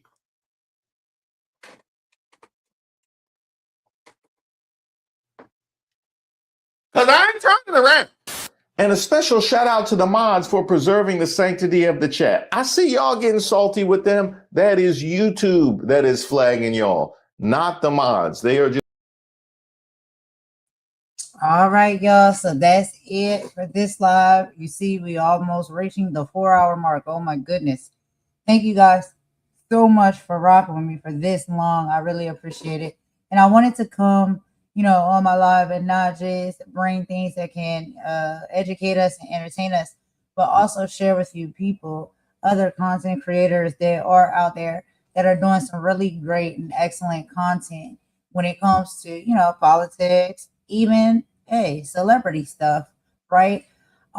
So I've been watching a lot of different channels and a lot of people, and they really got great energy, great channels, good work ethic, and all of the things, all of the good things that we're looking for, they got it.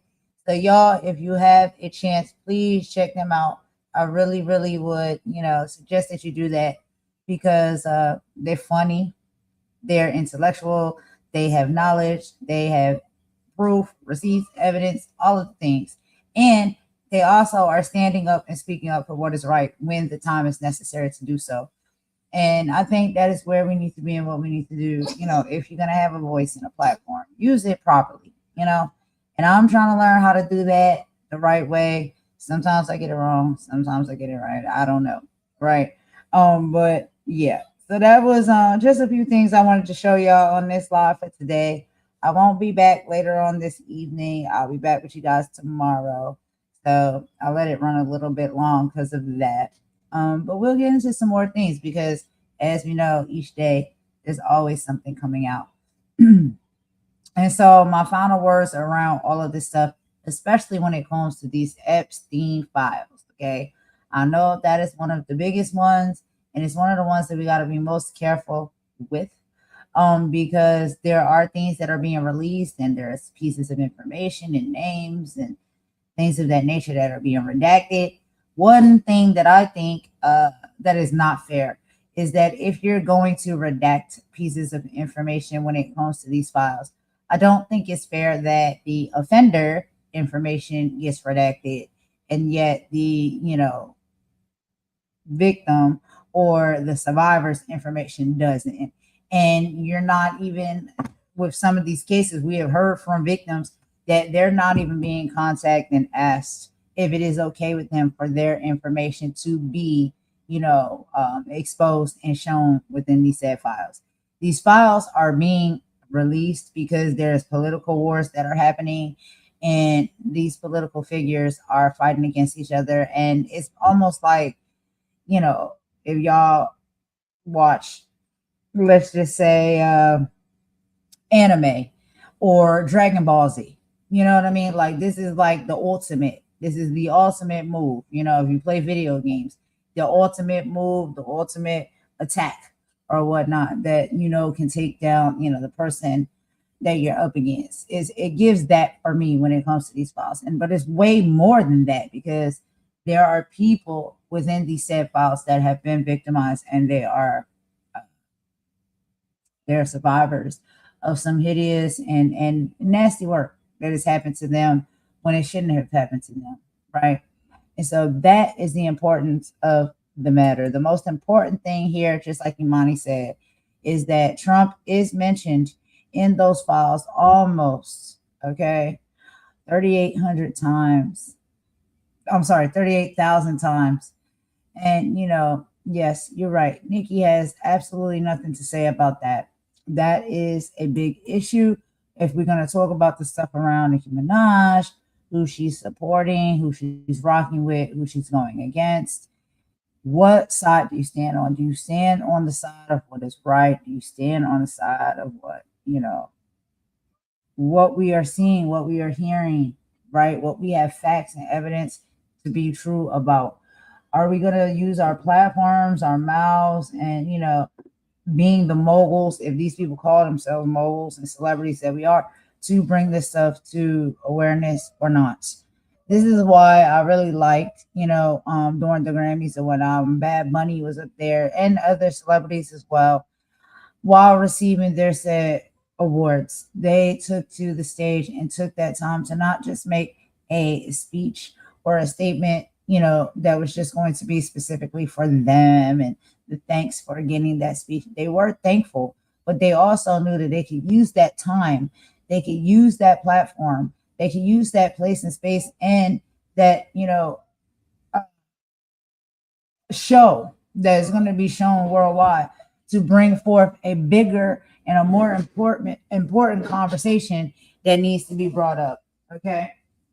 And that is what Bad Bunny and others, such as himself, chose to do on that night, because they understand when you have these platforms, you can take use to them and use them in the direction for what is necessary, you know what I mean, to bring change and awareness to a lot of things that is happening. And so salute to all of those celebrities that decided to take that platform and that chance in that moment to talk about some of these important situations that we've seen happening and bring awareness to them so we can get out around the country, around the world.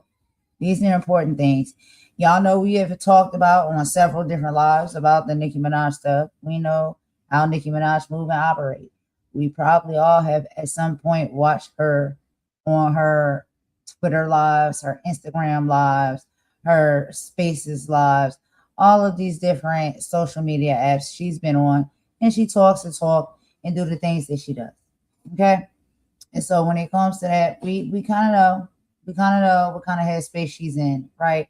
Now, as far as when it comes to these Epstein files, nobody can talk about or solidify or be sure about who is in there, what has happened, and what, you know what I'm saying, has went down, unless you are looking at the file yourself.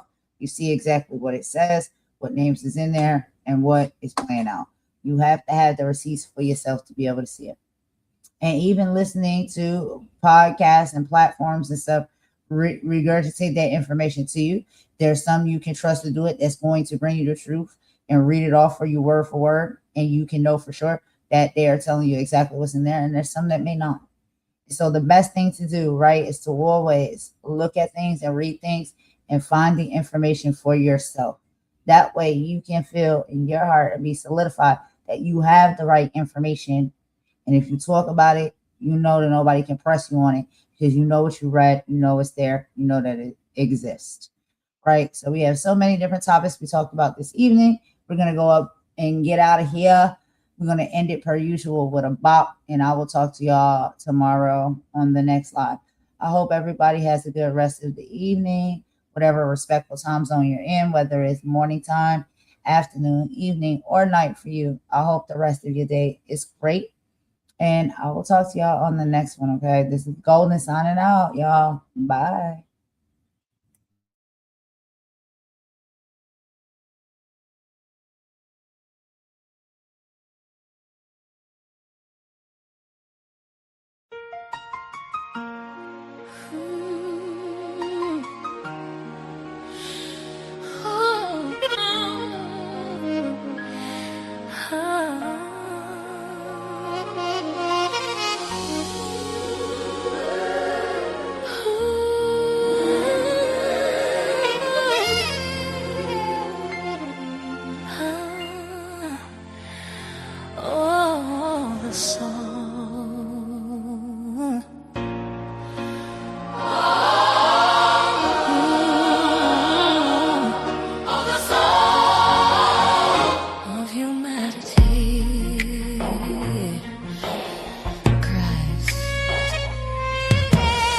A roof above, a shelter from the storm, a gentle hand to keep a spirit warm, a plate of food, a mind that's free to learn, a simple peace, a righteous wage to earn. These are the needs, the bedrock and the base, the sacred ground of the whole human race. But the screaming and selling something cheap, while the real world babies cry themselves to sleep. We are human, blood and bone and soul, with a right to be loved, a right to be made whole. This is our story, this is our sacred song. In the eyes of the Creator is where we all belong. We are human, worth more than they can price, beyond the hate pursuits and the loaded dice. We're human, worth more than they can price, beyond the hateful whispers and the loaded dice.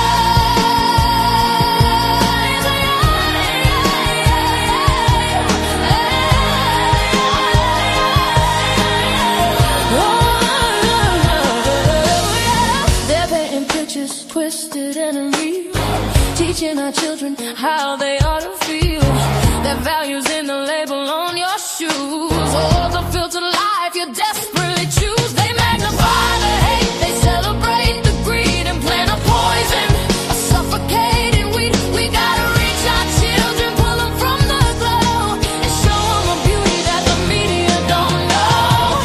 protect the vision, the mission of the television.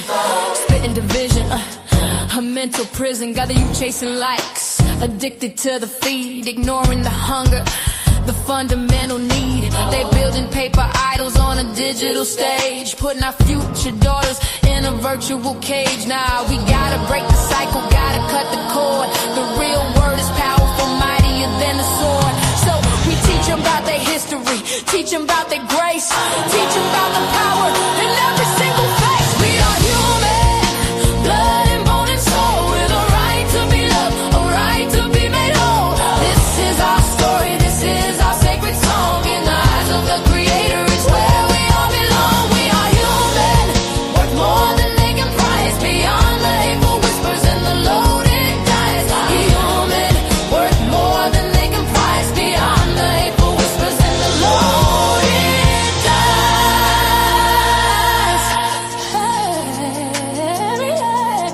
We will build a world where every voice is heard and valued. And truth is not a whisper, but a mighty, thundering word. A word of justice, a word of peace, a promise that the fight will never cease. This ain't just a track, this a call to action. For every mother, father, every single fraction of the community holding it down on the ground. Time to get loud, make a revolutionary sound. Look your child in the eye, tell them that they matter. Tell them their spirit's something that no lie can shatter. Tell them knowledge is the weapon, love is the shield, and the truth is the harvest we gonna grow in this field. Yeah! Yes, we are. Teach the children near and far. Let them know their sacred work for every single soul on this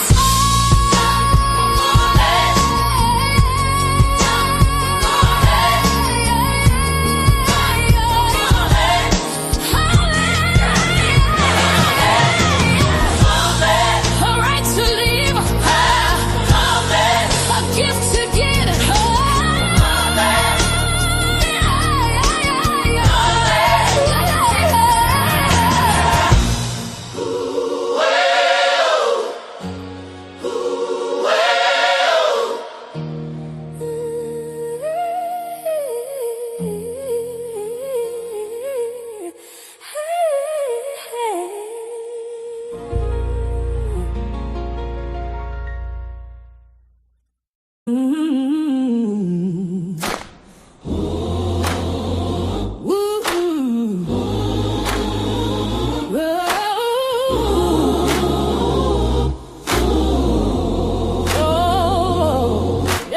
Lift every voice and sing till earth and heaven ring.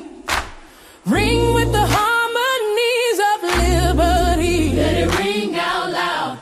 Let our rejoicing rise high as the listening skies. Let it resound loud as the rolling sea, like the mighty water. Sing a song full of the faith that the dark past has taught us. We remember it all. Sing a song full of the hope that the present has brought us. Hope is alive, yeah. Facing the rising sun of our new day begun. Let us march on. Let's keep marching till victory is won. Stony the road we trod, bitter the casting rock, but we're still here. We didn't give up, no.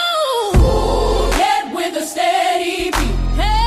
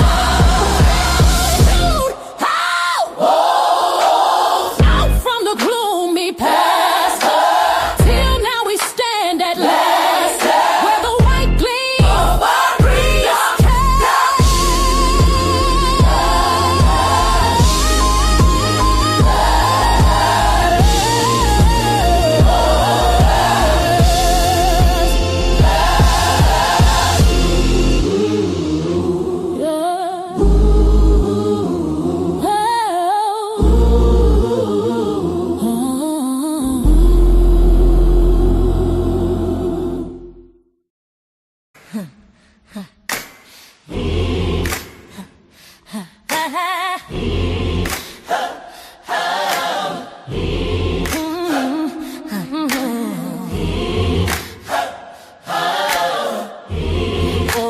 say, can you see?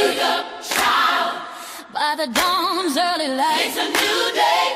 What so proudly we hail at the twilight's last gleaming. Hold your head. Whose broad stripes and bright stars through the perilous fight. Through the perilous fight. All the ramparts we watched were so gallantly streaming. And the rocket's red glare, let it shine. The bombs bursting in air. We won't back down. Gave proof through the night that our flag was still there. Oh, it's still there. Oh, say does that star-spangled banner yet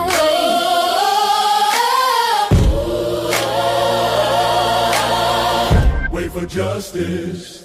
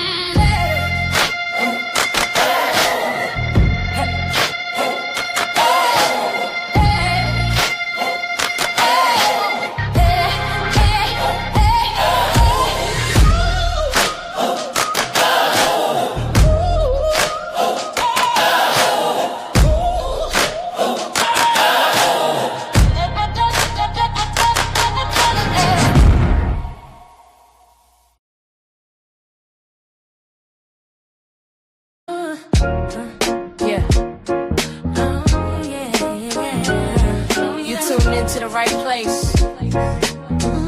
Welcome to the rain.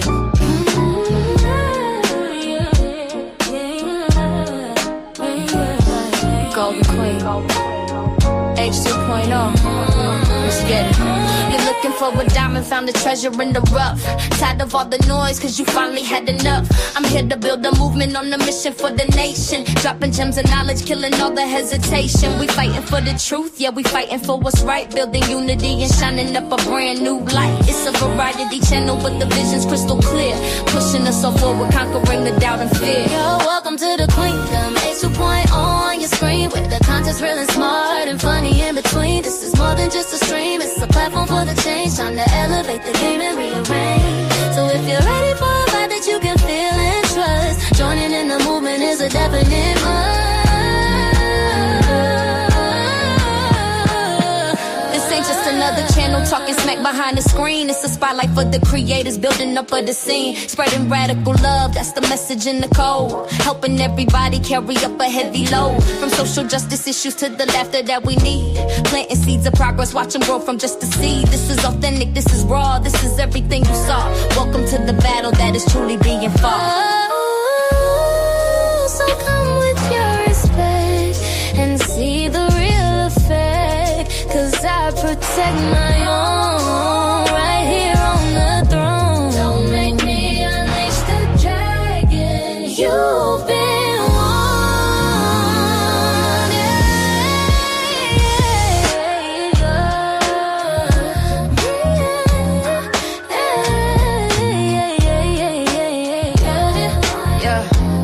Don't make me unleash the dragon, you've been warned. Yeah. Don't make me unleash the dragon, you've been warned. Yeah. Yeah. Golden Queen H 2.0. The movement starts now. Go ahead. Hit subscribe, ring that notification bell. don't wanna miss a thing. Welcome to the family.